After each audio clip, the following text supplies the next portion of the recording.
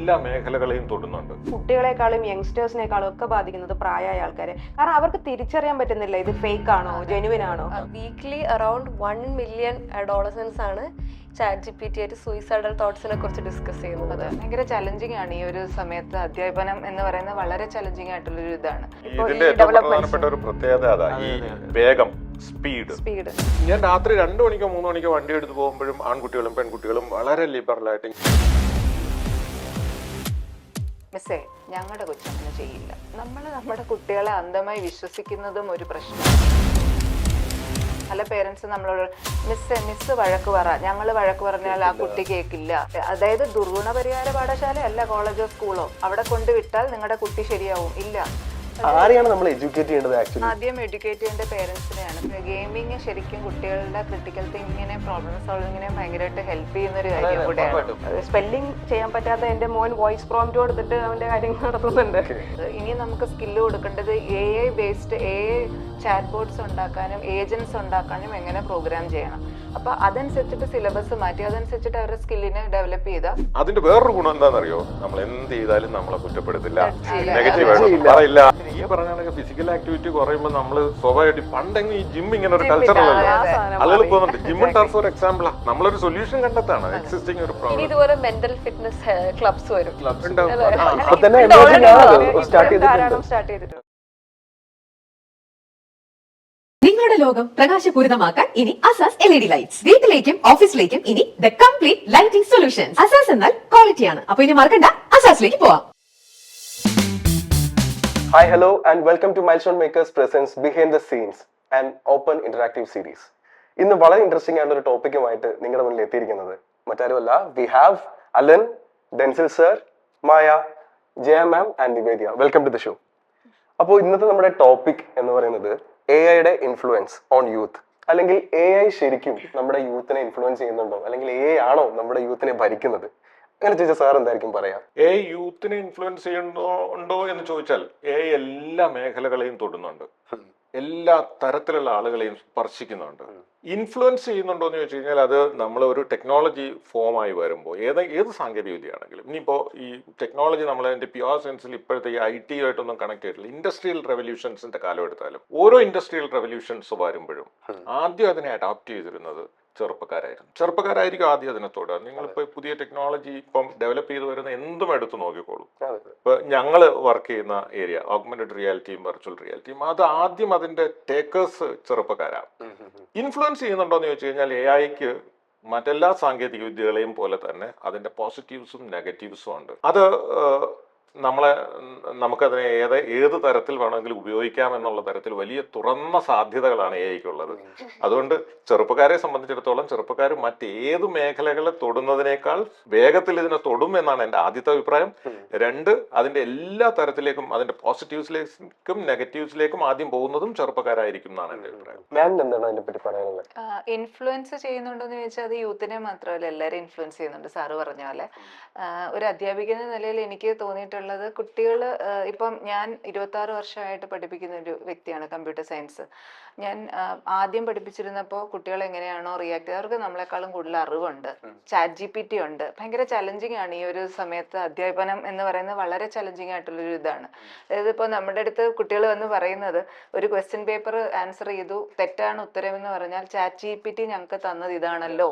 അപ്പോൾ നമുക്ക് അത് നമ്മളൊരു ക്ലാസ്സിലേക്ക് പോകുമ്പോൾ പോലും ഒരു പ്രിപ്പയർഡ്നെസ് എന്ന് പറയുന്നത് ഒരു 200% നമുക്ക് ഇടണം. നമുക്കറിയാവുന്ന ഒരു ഇതാണെങ്കിൽ പോലും, അതായത് ഇപ്പോൾ ആ ചാറ്റ് GPTക്ക് നിങ്ങൾ പ്രോംപ്റ്റ് ഇങ്ങനെ കൊടുത്താൽ ഈ ഉത്തരം വരുമെന്ന് ആ അധ്യാപികയ്ക്കോ അധ്യാപകനോ അറിഞ്ഞുകൂടെങ്കിൽ ടോട്ടൽ ഫെയിലിയർ ആണ്. അപ്പോൾ ഇത് എല്ലാവരെയും എഫക്ട് ഇത് ചെയ്യുന്നുണ്ട്. ഇപ്പം നമ്മളൊരു എക്സാമ്പിൾ പറയുകയാണെങ്കിൽ സ്പോട്ടിഫൈ അല്ലെങ്കിൽ Facebook, insta, Uber, Swiggy, Zomato എല്ലാം നമ്മൾ എങ്ങനെയാണോ ഈ കാര്യങ്ങൾ ഈ ആപ്പിനെ യൂസ് ചെയ്യുന്ന അത് വെച്ചിട്ട് അത് പാറ്റേൺ സ്റ്റഡി ചെയ്ത്, നാളെ ഞാൻ സ്പോട്ടിഫൈ എടുക്കുമ്പം ഓക്കെ എനിക്ക് രവീന്ദ്ര മാഷിന്റെ സംഗീതമാണ് ഇഷ്ടം എങ്കിൽ എൻ്റെ പ്ലേലിസ്റ്റ് അങ്ങനെ വരും.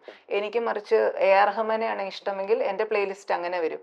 നമ്മൾ ഇന്ന് ഇപ്പോൾ അലക്സ റൂമിൽ അലക്സയുടെ അടുത്ത് സംസാരിക്കുകയാണെങ്കിൽ അതിനെ ബേസ് ചെയ്തുള്ള ആഡ് നമുക്ക് നമ്മുടെ ഇതിൽ വരും. അപ്പോൾ AI എന്ന് പറയുന്നത് എല്ലാം ഇൻഫ്ലുവൻസ് ചെയ്യുന്നുണ്ട്. സാറ് പറഞ്ഞതുപോലെ പോസിറ്റീവ്സും നെഗറ്റീവ്സും ഉണ്ട്. നെഗറ്റീവ്സ് കുറച്ച് എന്താ പറയുക, അതായത് കുട്ടികളുടെ കോഗ്നേറ്റീവ് സ്കിൽസ്, അതായത് ഇപ്പോൾ കോംപ്രിഹെൻഡിങ് സ്കിൽസ്, ഞാൻ എൻ്റെ ഒരു ടീച്ചിങ് പ്രൊഫഷൻ്റെ പെർസ്പെക്റ്റീവിലാണ് സംസാരിക്കുന്നത്. നമുക്ക് അറ്റൻഷൻ സ്പാൻ ഇതെല്ലാം വളരെ കുറവാണ്. അതായത് ഇപ്പോൾ ഒരു UG പഠിപ്പിക്കാൻ പോകുന്ന ഒരു അണ്ടർ ഗ്രാജുവേറ്റ് കോഴ്സിന് പഠിപ്പിക്കാൻ പോകുമ്പോൾ ഒരു മണിക്കൂർ ഞാൻ ക്ലാസ് എടുക്കണമെങ്കിൽ 15 മിനിറ്റ് ക്ലാസ് മാനേജ്മെൻറ്റും 45-30 മിനിറ്റ് ക്ലാസ്സും, അതായത് ഒരു പെർഫോമിംഗ് ആർട്ടിസ്റ്റ് ആയിട്ടാണ് ഒരു അധ്യാപകനോ അവിടെ നിൽക്കാൻ പറ്റുള്ളൂ. ഞാൻ പണ്ട് പറഞ്ഞ എക്സാമ്പിൾ എല്ലാം ഇന്ന് ഇറലവൻ്റ് ആണ്. ഇതേ ടോപ്പിക് ഇപ്പം ഞാൻ ഓപ്പറേറ്റിംഗ് സിസ്റ്റം പഠിപ്പിക്കുമ്പോൾ ഞാൻ സിമുലേഷൻ യൂസ് ചെയ്യണം. അത് AI-യും ടെക്നോളജി, സാറ് പറഞ്ഞ പോലെ ടെക്നോളജിക്കൽ റെവല്യൂഷൻ കൊണ്ട് വന്നൊരു വ്യത്യാസമാണ്. പക്ഷെ അതിന് ഒത്തിരി നല്ല കാര്യങ്ങളുണ്ട്. ഞാൻ പഠിക്കുമ്പം എനിക്ക് AI എന്താന്ന് മനസ്സിലാക്കാനുള്ളൊരു സാഹചര്യം, 25 വർഷം മുമ്പ് ഞാൻ എലക്റ്റീവായിട്ട് പഠിച്ചൊരു AI 25 വർഷം കഴിഞ്ഞ് എൻ്റെ മുമ്പിൽ ഇത്ര ആപ്ലിക്കേഷൻസ് ആയിട്ട് വരുമെന്ന് ഞാൻ ഒരിക്കലും വിചാരിച്ചിട്ടില്ല.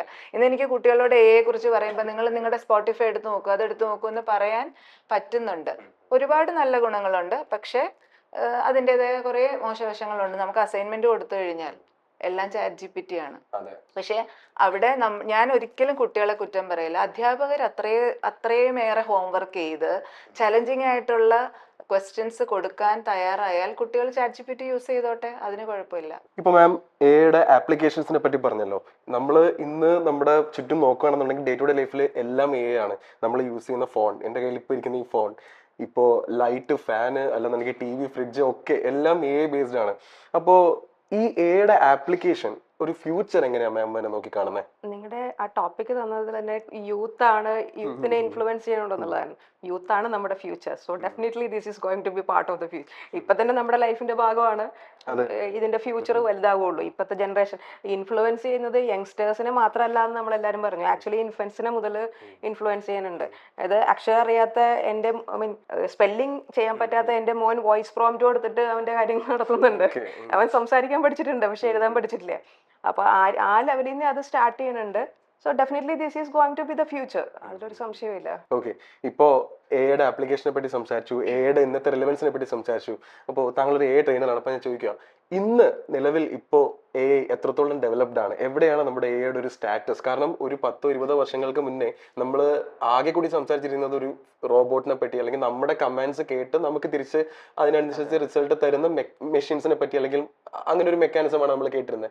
ഇന്ന് പക്ഷെ സ്വയം ചിന്തിക്കുന്ന രീതിയിലാണ് AI വളർന്നിട്ടുള്ളത്, അല്ലെങ്കിൽ നമ്മുടെ സയൻസ് വളർന്നിട്ടുള്ളത്. എവിടെയാണ് നമ്മുടെ AI ഇപ്പോൾ എത്തി നിൽക്കുന്നത്? ഇപ്പൊ എന്റെ ഏകദേശം പ്രായമുള്ളവർക്ക് മനസ്സിലാവും നമ്മൾ എന്തായിരുന്നു ഇപ്പൊ എന്തി നിൽക്കുന്നു. ഇപ്പൊ ഒരു 35 വയസ്സ്, ഒരു 20-21 വയസ്സ് മുതൽ 35 വയസ്സ് വരെ ഉള്ളവർക്ക് ഏകദേശം അറിയാൻ പറ്റും. കാരണം ഞാൻ എന്റെ ഏകദേശം അറിവ് വെച്ച പ്രായം മുതലേ എന്റെ പേരൻസ് യൂസ് ചെയ്തുകൊണ്ടിരുന്നത് ടൈപ്പ് ഫോണാണ്. അപ്പം അതിന്റെ അകത്ത് ഇന്റർനെറ്റ് കണ്ടുപിടിച്ചു. അത് കഴിഞ്ഞിട്ട് ഐഫോൺ, സ്മാർട്ട് ഫോൺ എന്ന് പറയുന്ന ഒരു കോൺസെപ്റ്റ് കൊണ്ടുവന്നു. അതിനുശേഷം ബാക്കിയുള്ളവരെല്ലാം അത് അഡാപ്റ്റ് ചെയ്തു. AI എന്ന് പറയുന്ന ഒരു കാര്യം കണ്ടുപിടിച്ചു. അത് സ്മാർട്ട് ഫോണിനകത്ത് ഇന്റഗ്രേറ്റ് ചെയ്തു. പിന്നെ നമ്മൾ ഡേ ടു ഡേ ലൈഫ് കാണുന്ന എല്ലാ കാര്യങ്ങളിനകത്ത് AI വന്നു. ഇന്ന് നമ്മൾ ഇത്രയും വരെ എത്തിയേക്കുക. അപ്പം എന്തിൽ നിന്ന് തുടങ്ങി ഇപ്പൊ എവിടം വരെ വന്നിരിക്കുന്നു എന്നൊരു കോൺസെപ്റ്റ് മൊത്തം കണ്ട ആളെന്ന നിലയിൽ എന്ന് പറഞ്ഞാൽ എനിക്ക് പറയാൻ വലിയ പ്രായമൊന്നുമില്ല, എങ്കിലും എന്റെ ഏകദേശം ഏജിലുള്ളവർക്കെല്ലാം തന്നെ പെട്ടെന്നാണല്ലോ വളർന്നത്. ആ ഒരു ചെറിയ സ്പാനിൽ ഫാസ്റ്റ് ആയിട്ട് വളർന്നു. കൊറോണയ്ക്ക് ശേഷമാണ് എല്ലാവരും സ്മാർട്ട് ഫോൺ യൂസ് ചെയ്യാൻ തുടങ്ങിയത്. ഒരു 5 to 6 years നമ്മൾ ഇതിനെപ്പറ്റി കൂടുതൽ കേൾക്കുന്നത് പോലെ വളരെ പെട്ടെന്നായിരുന്നു വളർച്ച, ചെറിയൊരു സ്പാനിലായിരുന്നു തുടങ്ങിയതും. ഇപ്പൊ ഇതിന്റെ ഏറ്റവും പ്രധാനപ്പെട്ട ഒരു പ്രത്യേകത അതാ ഈ വേഗം, സ്പീഡ്. അത് മുമ്പുണ്ടായിരുന്ന എല്ലാ റെവല്യൂഷൻസിനെയും ഫസ്റ്റ് ആണ്. അതിന്റെ മൾട്ടിപ്പിൾ കാര്യം ശ്രദ്ധിക്കേണ്ടായിരുന്നു. AI ഈ അടുത്തിടയ്ക്കൊന്നും അല്ല കണ്ടുപിടിച്ചത്. ഇത് 90s ഉള്ള കാര്യമാണ്. പക്ഷെ അത് വളരാൻ വേണ്ടിട്ട് ഇത്രയും സമയം എടുത്തതിനും പ്രത്യേകിച്ച് കാരണങ്ങളൊക്കെ കാരണം ഈ സ്മാർട്ട് ഫോൺ എല്ലാവരുടെ കയ്യിലും വരണം, എങ്കിൽ മാത്രമല്ല ഇത് ഭയങ്കരമായിട്ട് സ്പ്രെഡ് ആവത്തുള്ളൂ. ഇപ്പൊ കൊറോണയുടെ ഒരു സമയത്ത് എല്ലാവരും വീട്ടിൽ ചുമ്മാ ഇരിക്കുന്നു. അപ്പൊ എല്ലാവരുടെയും കയ്യിൽ ഫോൺ ഉണ്ട്, ഇന്റർനെറ്റ് ആക്സസ്. ഫോണും നമ്മുടെ ആ ഒരു ഡിജിറ്റൽ റെവല്യൂഷൻ നടന്നപ്പോഴാണ് ഈ AI phone with internet. High speed ഇന്റർനെറ്റിന് വലിയൊരു റോൾ ഉണ്ട് അതിന്റെ അകത്ത്. പിന്നെ ഇതിന്റെ ഒരു ട്രെയിനിങ് പീരീഡ് എന്നുണ്ട്. അതായത് മനുഷ്യന്റെ ബുദ്ധിയും നിർമ്മിത ബുദ്ധിയും തമ്മിൽ ഭയങ്കര വ്യത്യാസമുണ്ട്. നമ്മൾ പറഞ്ഞു കൊടുക്കുന്ന കാര്യങ്ങളെ ഒരു പരിധി വരെ, മനുഷ്യൻ ചെയ്യുന്ന എല്ലാ കാര്യങ്ങളും ഇതിന് ചെയ്യാൻ പറ്റില്ല. ഇമോഷൻ ഇല്ല, ഇതിന് എത്തിക്സ് ഇല്ല. ഇതിന് എന്താ പറയാ നമ്മുടെ എമ്പതി ഇല്ല. അപ്പൊ മനുഷ്യര് ട്രെയിൻ ചെയ്യുന്ന ആ ട്രെയിനിങ് സെറ്റ് വർഷങ്ങളോളം ട്രെയിൻ ചെയ്താണ് ഇപ്പൊ ഈ ഒരു നമുക്കിപ്പോ മൊത്തത്തിൽ ഒരു റെവല്യൂഷനൈസ്ഡ് ആയിട്ടുള്ള AI കിട്ടിയിരിക്കുന്നത്. അതും ഒരു സമയം എടുത്തതിന് കാരണമാകാം. നമ്മൾ തുടങ്ങിയപ്പോൾ നമുക്കുണ്ടായിരുന്ന ട്രെയിനിങ് സെറ്റിൽ നിന്ന് ട്രെയിൻ ചെയ്ത് ഓരോ മോഡൽസ് യൂസ് ചെയ്ത് അൽഗോരിതം ഡെവലപ്പ് ചെയ്ത് അങ്ങനെ വന്നിപ്പോ അത് ഒരു റിഫൈൻഡ് വേർഷനിലേക്ക് വന്നു. അപ്പൊ അതിനും ഒരു സമയം എടുക്കുമല്ലോ, ഏതൊരു റെവല്യൂഷൻ ഒരു സമയം എടുക്കുമല്ലോ. പിന്നെ മാം പറഞ്ഞ പോലെ ഡിജിറ്റൽ റെവല്യൂഷൻ, സ്മാർട്ട് ഫോൺസ്, അതിന്റെ ഫെസിലിറ്റീസ് എല്ലാം ഇതിനെ കൂടുതൽ അത് കൂടുതൽ നമ്മളിലേക്ക് വരാനുള്ളൊരു കാരണമായെന്ന് മാത്രം. നിവേദിയ, താങ്കളൊരു ഡേറ്റാ സയന്റിസ്റ്റ് ആണ്, IIT ഗ്രാജുവേറ്റ് ആണ്. അപ്പോൾ എനിക്ക് താങ്കളോട് ചോദിക്കാനുള്ളത്, ഇപ്പോൾ നമ്മൾ ഇപ്പോൾ ഇരുന്ന് സംസാരിക്കുന്ന കാര്യം പോലും ഈ ഫോണ് ക്യാപ്ചർ ചെയ്യുന്നുണ്ടോ എന്ന് ചോദിച്ചാൽ നമുക്ക് ഡൗട്ടാണ്, സംശയിക്കേണ്ടി വരും. ഫോർ എക്സാമ്പിൾ, ഇപ്പോൾ എൻ്റെ ഒരു പേഴ്സണൽ എക്സാമ്പിൾ പറയുകയാണെന്നുണ്ടെങ്കിൽ, കുറച്ച് നാൾ മുന്നേ ഞാനും എൻ്റെ ഒരു ഫ്രണ്ടും തമ്മിൽ സംസാരിച്ച ഒരു കാര്യം അടുത്ത സെക്കൻഡ് അല്ലെങ്കിൽ അടുത്ത മിനിറ്റ് തൊട്ട് എൻ്റെ ഫോൺ അതുമായിട്ട് റിലേറ്റ് ചെയ്തിട്ടുള്ള കാര്യങ്ങൾ എനിക്ക് തന്നു തുടങ്ങി. റീൽസ് വഴിയോ ഷോർട്സ് വഴിയോ അഡ്വർടൈസ്മെന്റ്സ് വഴിയോ ഒക്കെ എനിക്ക് തന്നു തുടങ്ങി. ശരിക്കും ഇതിന്റെ പിന്നിൽ എന്താ നടക്കുന്നത്? നമ്മുടെ പ്രൈവസി പോലും പോകുന്നുണ്ടോ? എന്താ ശരിക്കും നടക്കുന്ന ഒരു മെക്കാനിസം? ഈ ചോദിച്ച ചോദ്യത്തിന് അത് നമ്മുടെ സെറ്റിങ്സ് പോലെ ഇരിക്കും.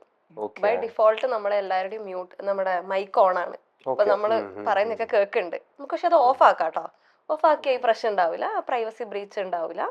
ബട്ട് ഇപ്പം മോസ്റ്റ്ലി നമ്മളെല്ലാവരും മൈക്ക് ഓൺ ആണ്, ബൈ ഡിഫോൾട്ട് അങ്ങനെയാണ്. അപ്പോൾ ഒബ്വിയസ്ലി അത് ഗൂഗിളിലും മറ്റെല്ലാ സൈറ്റ്സിലോട്ടും പോകുന്നുണ്ട്.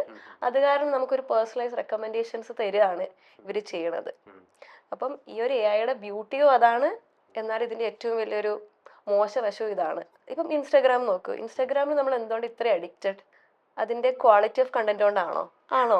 നമുക്ക് ഇഷ്ടപ്പെടുന്ന കാര്യം അത് തരുന്നു, നമ്മൾ പേഴ്സണലൈസ്ഡ് കണ്ടന്റ് കൊണ്ടാണ്. അതുകൊണ്ടാണ്. പക്ഷെ ഇപ്പൊ എനിക്ക് തോന്നുന്നു ഇപ്പം ഒരുപാട് പേര് AI എന്ന് പറയുന്നത് ഇച്ചിരി പാനിക് ആവുന്നുണ്ട്, ഇച്ചിരി കൂടുതലായിട്ടും പേടിക്കുന്നുണ്ട്. പക്ഷെ അതിന്റെ ഒരു ആവശ്യം ഉണ്ടോ എന്ന് എനിക്കറിയില്ല. ഇപ്പൊ ചിന്തിക്കുകയാണെന്നുണ്ടെങ്കിൽ ഇതുപോലെയുള്ള പല റെവല്യൂഷൻസും ഉണ്ടായിട്ടുണ്ട് ഇതിനു മുമ്പും, അല്ലെ? ഇപ്പൊ അഗ്രികൾച്ചർ റെവല്യൂഷൻ ഉണ്ടായിട്ടുണ്ട്, അത് നമ്മൾ ജീവിക്കുന്ന രീതി മാറ്റി. ഇൻഡസ്ട്രിയൽ റെവല്യൂഷൻ ഉണ്ടായിട്ടുണ്ട്, നമ്മൾ വർക്ക് ചെയ്യുന്ന രീതി മാറ്റി. ഇലക്ട്രിസിറ്റി വന്നു, നമ്മളെ വേൾഡിനെ പവർ ചെയ്യുന്ന രീതി മാറ്റി. ഇപ്പൊ AI വന്നു. But the only problem is ഇത് മൊത്തത്തിൽ നമ്മളെ മാറ്റുകയാണ്. How we live, how we think, how we work, what we do, who we are എല്ലാം മാറ്റുകയാണ്. അതാണ് ഇവിടുത്തെ ഒരു പ്രശ്നം. ബട്ട് അതൊരു പ്രശ്നമാണോ അല്ലെങ്കിൽ അതൊരു നല്ല കാര്യമാണോ എന്നുള്ളത് ഡിബേറ്റബിൾ ആണ്. ഇറ്റ് ഈസ് ഓൾ അബൌട്ട് നമ്മുടെ കയ്യിലാണ് ഇതിന്റെ കാര്യം ഇരിക്കുന്നത്. AI ഏത് ഡിറക്ഷനിലോട്ട് പോകണം എന്നുള്ളത്. അപ്പം നമ്മൾ we should ensure that AI നമ്മുടെ ഹ്യൂമാനിറ്റിനെ നല്ല രീതിയിൽ എഫക്ട് ചെയ്യുന്നത് പോലെ AI ഡെവലപ്പ് ചെയ്യണം എന്നുള്ളത്. ഒരു 25 ഇയേഴ്സ് മുന്നേ നമ്മൾ ഈ കമ്പ്യൂട്ടർ നമ്മുടെ നാട്ടിൽ വന്നപ്പോഴും നമ്മൾ ഭയങ്കര പ്രൊട്ടസ്റ്റ് ആയിരുന്നു. ഈ ഭാവിയിൽ നമ്മുടെ എല്ലാവരുടെയും ജോലി പോകും, ജോലി നഷ്ടപ്പെടും എന്നൊക്കെ പറഞ്ഞു വലിയ പ്രൊട്ടസ്റ്റ് നടന്നു. ഈ ഏത് പാർട്ടി അങ്ങനെ ഒന്നും ഇല്ലാണ്ട് എല്ലാ പൊളിറ്റിക്കൽ പാർട്ടീസും അതിന് അഗേൻസ്റ്റ് ആയിട്ട് നിന്നു. ജനങ്ങൾ മൊത്തം തെരുവിൽ ഇറങ്ങി സമരം ചെയ്യുന്നു. അങ്ങനെ വലിയൊരു സംഭവം. എനിക്കൊന്ന് 90s ഒക്കെ ഒരു സ്റ്റാർട്ടിംഗ് എല്ലാ റെവല്യൂഷൻസും ഉണ്ടല്ലോ, ഹിസ്റ്ററി നോക്കുവാണെങ്കിൽ മോസ്റ്റ്ലി നമ്മളെ സ്കെയർ ചെയ്തിട്ടേ ഉള്ളൂ എല്ലാ റെവല്യൂഷൻ. അൾട്ടിമേറ്റ്ലി നമുക്ക് കൂടുതൽ ഫ്രീഡവും നല്ല രീതിയിൽ മാത്രമേ മിക്ക റെവല്യൂഷൻസ് ഇതുവരെ ഉണ്ടായിട്ടുണ്ട്. അപ്പം AI-യിലും നമുക്ക് ഇച്ചിരി കൂടെ ഒപ്റ്റിമിസ്റ്റിക് ആവാം. ജോബ് മാർക്കറ്റിൽ ഡെഫിനറ്റ്ലി ചേഞ്ച് ഉണ്ടാക്കുന്നുണ്ട്. ബിക്കോസ് ലാസ്റ്റ് 1 ഇയറിൽ ഇപ്പൊ മെറ്റയും ഗൂഗിളും ഒക്കെ ഏകദേശം 1 ലക്ഷത്തോളം ആൾക്കാർക്കാണ് അവർ പറഞ്ഞു വിട്ടത്. ജോബ് മാർക്കറ്റ് മാത്രമല്ല, ഇപ്പൊ വളരെ ത്രെറ്റനിങ് ആയിട്ടുള്ള വേറൊരു മാർക്കറ്റാണ് ഡേറ്റിംഗ് ആപ്സ് മാർക്കറ്റിൽ. ഹ്യൂമൻ ആണോ AI-നോടാണോ ചാറ്റ്? അത് രണ്ടും വളരെയായിട്ട് ത്രെറ്റൻ ചെയ്യപ്പെട്ടിട്ടുള്ള ഒരു സാധനങ്ങളാണ്. പക്ഷേ ഈ ജോബ് മാർക്കറ്റിൽ ഇതിന്റെ എഫക്റ്റ് എനിക്കൊരു വളരെ പേഴ്സണൽ എക്സ്പീരിയൻസ് ഉണ്ട്. ഇത് എൻ്റെ ഒരു ഫ്രണ്ട് ഒരു ദിവസം ഒരു air ticket Mumbai to Kochi book ചെയ്തു. അവരുടെ മോൾക്ക് വേണ്ടിയാണ് ബുക്ക് ചെയ്തത്. ബുക്ക് ചെയ്ത് കഴിഞ്ഞപ്പോൾ അതിലൊരു പേരിൽ ചെറിയൊരു സ്പെല്ലിംഗ് മിസ്റ്റേക്ക് വന്നു. അപ്പോൾ അവരത് പിറ്റേ ദിവസം കണ്ടുപിടിച്ചപ്പോൾ അവർക്ക് ഇത് മാറ്റണമല്ലോ, അല്ലെങ്കിൽ ട്രാവൽ ചെയ്യുമ്പോൾ ബുദ്ധിമുട്ടാവും. ഇവർ കോൾ സെന്ററിൽ വിളിക്കുന്നു. അപ്പോൾ അവർ പറയണു വേറെ ഓപ്ഷൻ ഇല്ല, you have to cancel the ticket and book again, rebook ചെയ്യുക, അത്രേ ഉള്ളൂ. പക്ഷേ അത് ബുക്ക് ചെയ്യുമ്പോൾ അവരുടെ ഫുൾ എമൗണ്ട് പോവുകയാണ്. ബിക്കോസ് ലോക്കൽ ഡൊമസ്റ്റിക് ഫ്ലൈറ്റ് നമ്മൾ ബുക്ക് ചെയ്യും. അപ്പോൾ ഇവര് അത് എസ്കലേറ്റ് ചെയ്യുന്നു. പല ലെവലിൽ രാവിലെ മുതൽ ഒരു ഉച്ച വരെ ഈ പല കോൾ സെന്ററുകളിലെ ആൾക്കാരോട് ഇവർ സംസാരിച്ചുകൊണ്ടിരിക്കുക. ഇന്ത്യൻ എയർലൈൻസിലാണ് ഇവര്. ഈ സംസാരം ഫുള്ള് കേട്ടിട്ട് ഞാൻ എൻ്റെ സീറ്റിൽ വന്നിരിക്കുമ്പോൾ എൻ്റെ ഇൻസ്റ്റയിൽ എൻ്റെ വേറൊരു ഫ്രണ്ടിന്റെ ഒരു പോസ്റ്റ്, ഈ സിമിലർ ഇൻസിഡന്റ് അയാൾക്ക് സംഭവിച്ചു, പക്ഷേ ഹൗ ഹി സോൾവ് ഇറ്റ് എന്നുള്ളതാണ്. അയാൾ ആൾക്കാർക്ക് വേണ്ടി എഴുതിയിട്ടതാണ്. ബിക്കോസ് അയാൾ ഇതേപോലെ തന്നെ കോൾ സെന്ററിൽ സംസാരിക്കുന്നു, ഒരു തരത്തിലും നടക്കുന്നില്ല. വെറുതെ ഇന്ത്യൻ എയർലൈൻസിന്റെ AI ചാറ്റ് ബോട്ട് എടുത്തിട്ട് പുള്ളി അതിലൊരു പ്രോംപ്റ്റ് ഇട്ടു, this happened and what we do. Within 30 seconds AI അതിനുള്ള സൊല്യൂഷൻ കൊടുത്തു. അയാളുടെ കറക്റ്റ് ചെയ്ത ടിക്കറ്റ് അയാൾക്ക് ഇമെയിലിൽ 2 മിനിറ്റിനുള്ളിൽ വന്നു. ഒരു എമൗണ്ട് സ്പെൻഡ് ചെയ്യാതെയോ ടിക്കറ്റ് ബുക്ക് ചെയ്യാതെയോ ക്യാൻസൽ ചെയ്യാതെയോ റീബുക്ക് ചെയ്യാതെയോ അത് നടന്നു. അതായത് ആ പ്രോസസ്സ് ഓൾറെഡി അവിടെ ഫീഡ് ചെയ്തിട്ടുണ്ട്. അത് ഈ കസ്റ്റമർ കെയറിൽ ഇരിക്കുന്ന ഒരു ആളുടെ മൂഡോ അല്ലെങ്കിൽ അയാൾക്ക് അറിയാത്തൊരു ഇൻഫർമേഷന്റെ കുറവോ ഒക്കെ കൊണ്ട്. പക്ഷെ എയിൽ വൺസ് അത് ചാറ്റ് ചെയ്ത് കഴിഞ്ഞപ്പോൾ ഇപ്പൊ എന്റെ ഫ്രണ്ടിനെ പോലെ ചിലപ്പോൾ ആയിരക്കണക്കിന് ആൾക്കാർക്ക് അത് ഉപകാരപ്പെട്ടിട്ടുണ്ടാവാം അല്ലെ. എന്തോരം ആൾക്കാരുടെ സമയം സേവ് ചെയ്യുന്നു, പൈസ സേവ് ചെയ്യുന്നു, പീസ്ഫുൾ ആകുന്നു അല്ലെ, ലൈഫ് കുറെ കൂടി എളുപ്പമാക്കുന്നുണ്ട് എ ഐ. ജോബ് മാർക്കറ്റിൽ എനിക്ക് തോന്നുന്നു എ ഐ കുറെ കൂടി നന്നായിട്ട് ഇഫക്റ്റീവ് ആയിട്ട് യൂസ് ചെയ്യാൻ പറ്റും. ചിലപ്പോൾ നമ്മുടെയൊക്കെ ലൈഫ് കുറച്ചും കൂടി നന്നായാലോ. അധികം ഓട്ടോമേഷൻ അതെ ഏറ്റവും കൂടുതൽ ഇമ്പാക്ട് ഉണ്ടാക്കുക. ഈ പറഞ്ഞതുപോലുള്ള യൂസ് കേസസ് ധാരാളമായിട്ട് വരും. ഇപ്പോൾ കഴിഞ്ഞ ദിവസം ഒരു ആശുപത്രിയിൽ നിന്ന് ഒരു റിക്വസ്റ്റ് വന്നത് AR VR വെച്ചിട്ടുള്ള AI എനേബിൾഡ് ആയിട്ടുള്ള ഇന്ററാക്റ്റീവ് ആയിട്ടുള്ള കുറച്ച് സൊല്യൂഷൻസ് അവർക്ക് വേണം. സേ ഫോർ എക്സാമ്പിൾ നമ്മളിപ്പോൾ ഈ പറഞ്ഞതുപോലെ ഹോസ്പിറ്റലിന്റെ ഫ്രണ്ടിലെ റിസപ്ഷനിൽ എത്ര പേരുണ്ട്, ഒരു വലിയ ഹോസ്പിറ്റലിന്റെ കുറെ പേര്, പക്ഷെ ക്വസ്റ്റ്യൻസ് എല്ലാം സെയിമായി എപ്പോഴും വരുന്നത്. ചില സെയിം എന്ന് പറഞ്ഞാൽ ഒരു പാറ്റേൺ ഓഫ് ക്വസ്റ്റ്യൻസിന്റെ ഒരു ഗ്രൂപ്പ് ആയിരിക്കും. അതിന് നമ്മൾ 2 മാസം ട്രെയിൻ ചെയ്താൽ ഇത്രയും ക്വസ്റ്റ്യൻസ് ആയിരിക്കും ഉണ്ടാവുക, യൂഷ്വലി വരുന്ന ക്വസ്റ്റ്യൻസ്. അതിനെ എപ്പോഴും അഡ്രസ് ചെയ്യാൻ റിപ്പീറ്റീവ് ആയിട്ട് ഇതാണ് അതിന്റെ ഒരു കോർ. നമ്മൾ റിപ്പീറ്റീവ് ആയിട്ട് വരുന്ന എന്തിനേയും നമുക്ക് ഓട്ടോമേറ്റ് ചെയ്യാം. അപ്പൊ ആ മാൻ പവറിനെ നമുക്ക് അവിടെ കുറയ്ക്കാം. അത് കമ്പനികളുടെ പെർസ്പെക്റ്റീവിൽ നോക്കുമ്പോൾ കോസ്റ്റ് മാനേജ് ചെയ്യുന്നതിൽ വലിയ ഗുണമാണ് ഒന്ന്. 2, യൂസേഴ്സിന്റെ സൈഡിൽ നിന്ന് നോക്കുമ്പോൾ ഇവർക്ക് ഈ ഇപ്പൊ മായ പറഞ്ഞതുപോലെ എഫക്റ്റീവ് ആയിട്ടുള്ള ഒരു സൊല്യൂഷൻ പെട്ടെന്ന് മാത്രമല്ല, കിട്ടുന്നു, സൊല്യൂഷൻ തരാനിരിക്കുന്ന ആളുടെ മൂഡ് നമ്മളെ ബാധിക്കുന്നില്ല. ബാധിക്കുന്നില്ല. സമയം സേവ് ചെയ്യുന്നു ധാരാളം. അല്ല, കാരണം ഇവര് ഇത്രയും മണിക്കൂറുകൾ സ്പെൻഡ് ചെയ്തു കസ്റ്റമർ കെയറിൽ പല ആൾക്കാരെ കോൺടാക്ട് ചെയ്യാൻ. ബട്ട് വിത്തിൻ 1 or 2 അവരുടെ ഒരു ഡീറ്റെയിൽസ് കൊടുത്തു കഴിഞ്ഞപ്പോൾ ഇമ്മീഡിയറ്റ്ലി ആ കറക്റ്റ് ആയിട്ടുള്ള സൊല്യൂഷൻ അവർക്ക് കിട്ടി. പക്ഷെ അപ്പൊ നേരത്തെ നമ്മൾ പറഞ്ഞ പോലെ നമ്മൾ ഈ ജോബ് സെക്യൂരിറ്റി എന്ന് പറയുന്ന ചലഞ്ച് അതാണല്ലോ ഇപ്പൊ ഏറ്റവും കൂടുതൽ AI ആയിട്ട് റിലേറ്റഡ് ആയിട്ട് ഡിസ്കസ് ചെയ്യപ്പെടുന്ന ഒന്ന്. നമ്മൾ 6 ദിവസം വർക്ക് ചെയ്യുന്നതിന് പകരം 3 ദിവസം വർക്ക് ചെയ്ത് നമുക്ക് സുഖമായിട്ട് ജീവിക്കാൻ പറ്റുവാണെങ്കിൽ അതൊരു അല്ല, എന്തായാലും നമ്മളിപ്പോ നേരത്തെ പറഞ്ഞ പോലെ ഈ എല്ലാ ഇൻഡസ്ട്രിയൽ റെവല്യൂഷൻസ് വരുമ്പോഴും ശരിക്കും പറഞ്ഞു കഴിഞ്ഞാൽ ആളുകൾക്കൊരു കെയർ ആയിട്ടുണ്ട് ആളുകൾ. അത് ജോലി കളയുവോ, നമ്മളെ അത് ഡിസ്റ്റർബ് ചെയ്യുമോ. നേരത്തെ കമ്പ്യൂട്ടറിന്റെ കാര്യം പറഞ്ഞത് അതിനു മുമ്പേ ട്രാക്ടർ വന്നപ്പോൾ ഇതേ വലിയ ബഹളം ഉണ്ടായി. ട്രാക്ടർ എത്ര പേരുടെ ജോലി കളയും എന്ന് ചോദിച്ചിരുന്നു. ഈ സിറ്റുവേഷൻ ഇപ്പോഴും ഉണ്ട്. ഇത് കുറെ പേരുടെ ജോലി കളയും, പക്ഷെ കുറെ അധികം ജോലി ക്രിയേറ്റ് ചെയ്യും. അതുമായിട്ട് കണക്ട് ചെയ്ത് ഞാൻ ചോദിച്ചോട്ടെ, ഇപ്പം എല്ലാവരും പാനിക് ആവുന്ന ഒരു ഇഷ്യൂ ഇപ്പൊ ഈ പറഞ്ഞ പോലെ നമ്മുടെ ജോബ് തൊഴിലവസരങ്ങൾ കളയോ, ഫ്യൂച്ചറിൽ എന്താണ് ഇതിന്റെ അവസ്ഥ എന്നുള്ള ഒരു ക്വസ്റ്റ്യൻ വരുന്നുണ്ട്. അപ്പോൾ ഇന്നത്തെ ഒരു ജനറേഷൻ അല്ലെങ്കിൽ ഇന്നത്തെ സൊസൈറ്റിക്ക് യൂത്തിന് നമുക്ക് എന്ത് പറഞ്ഞു കൊടുക്കാം? അവർക്ക് ഏതൊരു മേഖലയാണ്? കാരണം ഒരു 20 വർഷം മുന്നേ ഇത്രയും അധികം ആൾക്കാർ കമ്പ്യൂട്ടർ പഠിച്ചിരുന്നില്ല. ഇപ്പൊ ഒരു 20 years ആയിട്ട് എല്ലാവരും കമ്പ്യൂട്ടർ നോളജ് ഉണ്ട്. IT ഇൻഡസ്ട്രി ബൂം ആവുന്നുണ്ട്. സോ എല്ലാവരും IT ഇൻഡസ്ട്രിയിൽ ജോബ്, ഗവൺമെന്റ് ജോബ് മാത്രം ഒരു കാലത്ത് നിന്നിരുന്ന ഒരു സമയത്ത് ഇന്ന് IT ഇൻഡസ്ട്രിയിലാണ് ഒരു വളരെ വലിയൊരു ശതമാനം ആൾക്കാരും വർക്ക് ചെയ്യുന്നത്. സോ അത് അങ്ങനെ ഒരു ചേഞ്ച് വന്നു. ഇപ്പൊ ഇനി AI വളർന്നു വരുമ്പോൾ അതുമായിട്ട് റിലേറ്റ് ചെയ്തിട്ടുള്ള കോഴ്സസ് അല്ലെങ്കിൽ അതുമായിട്ട് റിലേറ്റ് ചെയ്തിട്ടുള്ള ഒരു നോളജ് നമുക്ക് എല്ലാവർക്കും വേണ്ടേ, അല്ലെങ്കിൽ ഇനി വരുന്ന ഒരു തലമുറയ്ക്ക് വേണ്ടേ? അപ്പൊ എവിടെയാണ് അവർ ചിന്തിച്ചു തുടങ്ങേണ്ടത്? എങ്ങനെയാണ് അവർ ഇനി ഒരു ഫ്യൂച്ചർ പ്ലാൻ ചെയ്യേണ്ടത്? ഇപ്പോഴത്തെ കോഴ്സുകളിലെല്ലാം തന്നെ ഇപ്പൊ ഞങ്ങൾ കമ്പ്യൂട്ടർ സയൻസിന്റെ എല്ലാ കോഴ്സുകളിലും അണ്ടർ ഗ്രാജുവേറ്റ് പോസ്റ്റ് ഗ്രാജുവേറ്റ് കോഴ്സുകളിലെല്ലാം തന്നെ AML ഒരു പേപ്പറാണ്. നമ്മൾ പണ്ട് സിയിലും C++ലും പ്രോഗ്രാം എഴുതാൻ പഠിപ്പിച്ചിരുന്നത് ഇനി നമുക്ക് സ്കില്ല് കൊടുക്കേണ്ടത് AI based AI chat boards ഉണ്ടാക്കാനും ഏജൻസ് ഉണ്ടാക്കാനും എങ്ങനെ പ്രോഗ്രാം ചെയ്യണം. അപ്പൊ അതനുസരിച്ചിട്ട് സിലബസ് മാറ്റി അതനുസരിച്ചിട്ട് അവരുടെ സ്കില്ലിനെ ഡെവലപ്പ് ചെയ്താൽ ജോലി കിട്ടാതിരിക്കില്ല. പക്ഷെ നമ്പേഴ്സ് കുറയും, പക്ഷെ ജോലി സാധ്യത ഇല്ലാതെ എന്ന് വെച്ചാൽ നമ്പേഴ്സ് ഡെഫിനറ്റ്ലി കുറയും. ബിക്കോസ് ഇപ്പൊ സാർ പറഞ്ഞാൽ ഓട്ടോമേഷൻ വരുമ്പോൾ ഡെഫിനറ്റ്ലി കുറയും. പക്ഷെ സാധ്യതയില്ല, ഒത്തിരി സാധ്യതകളുണ്ട്. അതനുസരിച്ചിട്ട് ഇൻസ്റ്റിറ്റ്യൂഷൻസും ട്രെയിനേഴ്സും എഡ്യൂക്കേറ്റേഴ്സും എല്ലാം മാറണം. നമ്മളും അതുപോലെ ഈ പറഞ്ഞ പോലെ നമ്മൾ അതനുസരിച്ച് നമ്മൾ സ്കിൽഡ് ആവണം, അവർക്ക് പറഞ്ഞു കൊടുക്കണം. ഇന്ന് നമ്മൾ ക്ലാസ്സിൽ ചെന്നിട്ട് ഇങ്ങനെയാണ് സിയിൽ വേരിയബിൾ ഇതാണ് കോൺസ്റ്റന്റ് ഇതാന്നല്ല പഠിപ്പിക്കുന്നത്. നമ്മൾ പഠിപ്പിക്കുന്നതിന്റെ രീതി മാറി. കുട്ടികൾക്ക് കുറേ കൂടെ അറിവുണ്ട്. ഇപ്പൊ ഞാനൊരു പ്രോഗ്രാം പഠിക്കാൻ പോയപ്പോൾ എനിക്ക് എന്താണ് പ്രോഗ്രാമിംഗ് എന്ന് അറിയാതെ ഞാൻ BSc ഫിസിക്സ് കഴിഞ്ഞ് MCAക്ക് പോയ ഒരാളാണ്.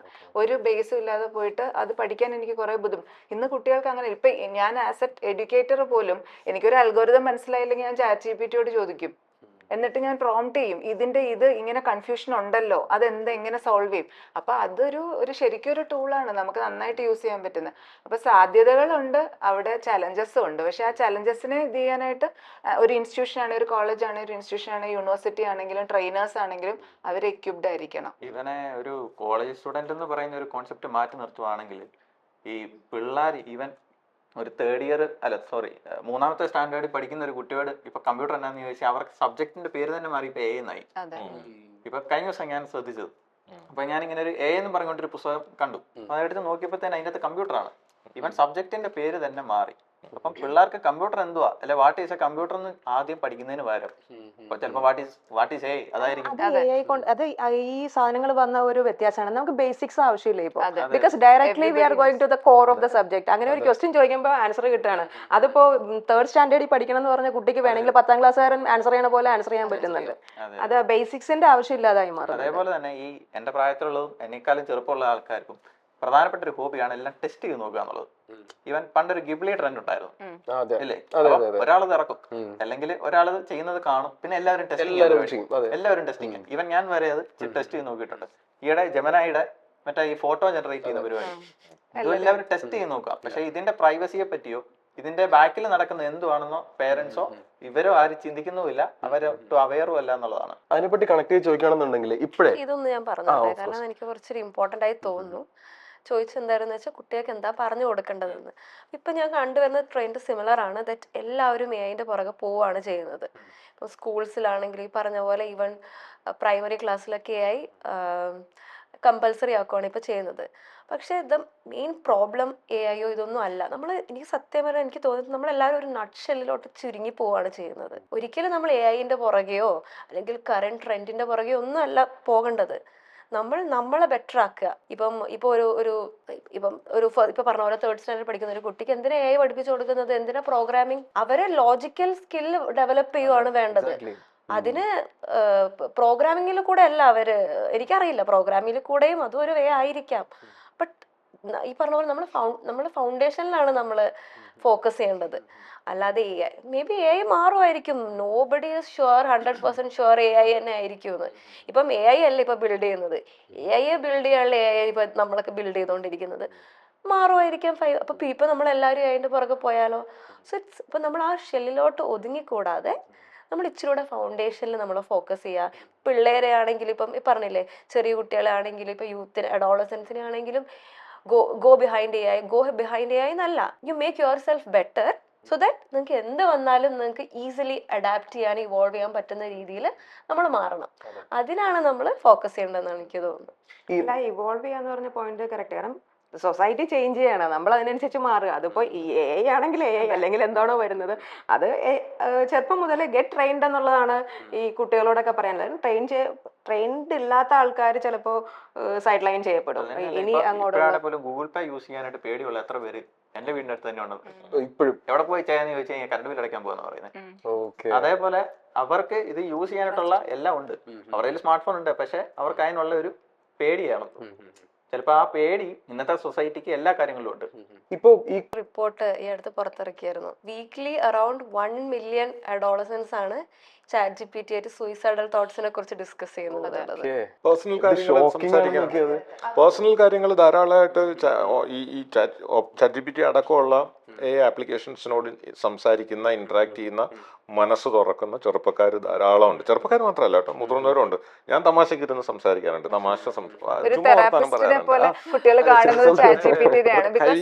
കഴിഞ്ഞ ദിവസം നമ്മളെ തന്നെ അമ്പരപ്പിക്കുന്ന രീതിയിൽ ചില സമയത്ത് അത് റെസ്പോണ്ട് ചെയ്യും. ഞാൻ കഴിഞ്ഞ ദിവസം ഫേസ്ബുക്കിൽ അതിനെക്കുറിച്ചൊരു നോട്ട് ഇട്ടിരുന്നു. പക്ഷേ നമ്മളിങ്ങനെ എന്തോ ഇങ്ങനെ സംസാരിച്ചു വരുന്ന വഴിക്ക് ChatGPT നമ്മളോട് ഭയങ്കര രസകരമായിട്ടും ക്രിയേറ്റീവായിട്ടും സംസാരിച്ചു. അപ്പം ഞാൻ അതിനെ പുകഴ്ത്തി അങ്ങനെ സംസാരിച്ചപ്പോൾ അതിൻ്റെ പെട്ടെന്നുള്ള മറുപടി you made my circuits blush എന്നായിരുന്നു.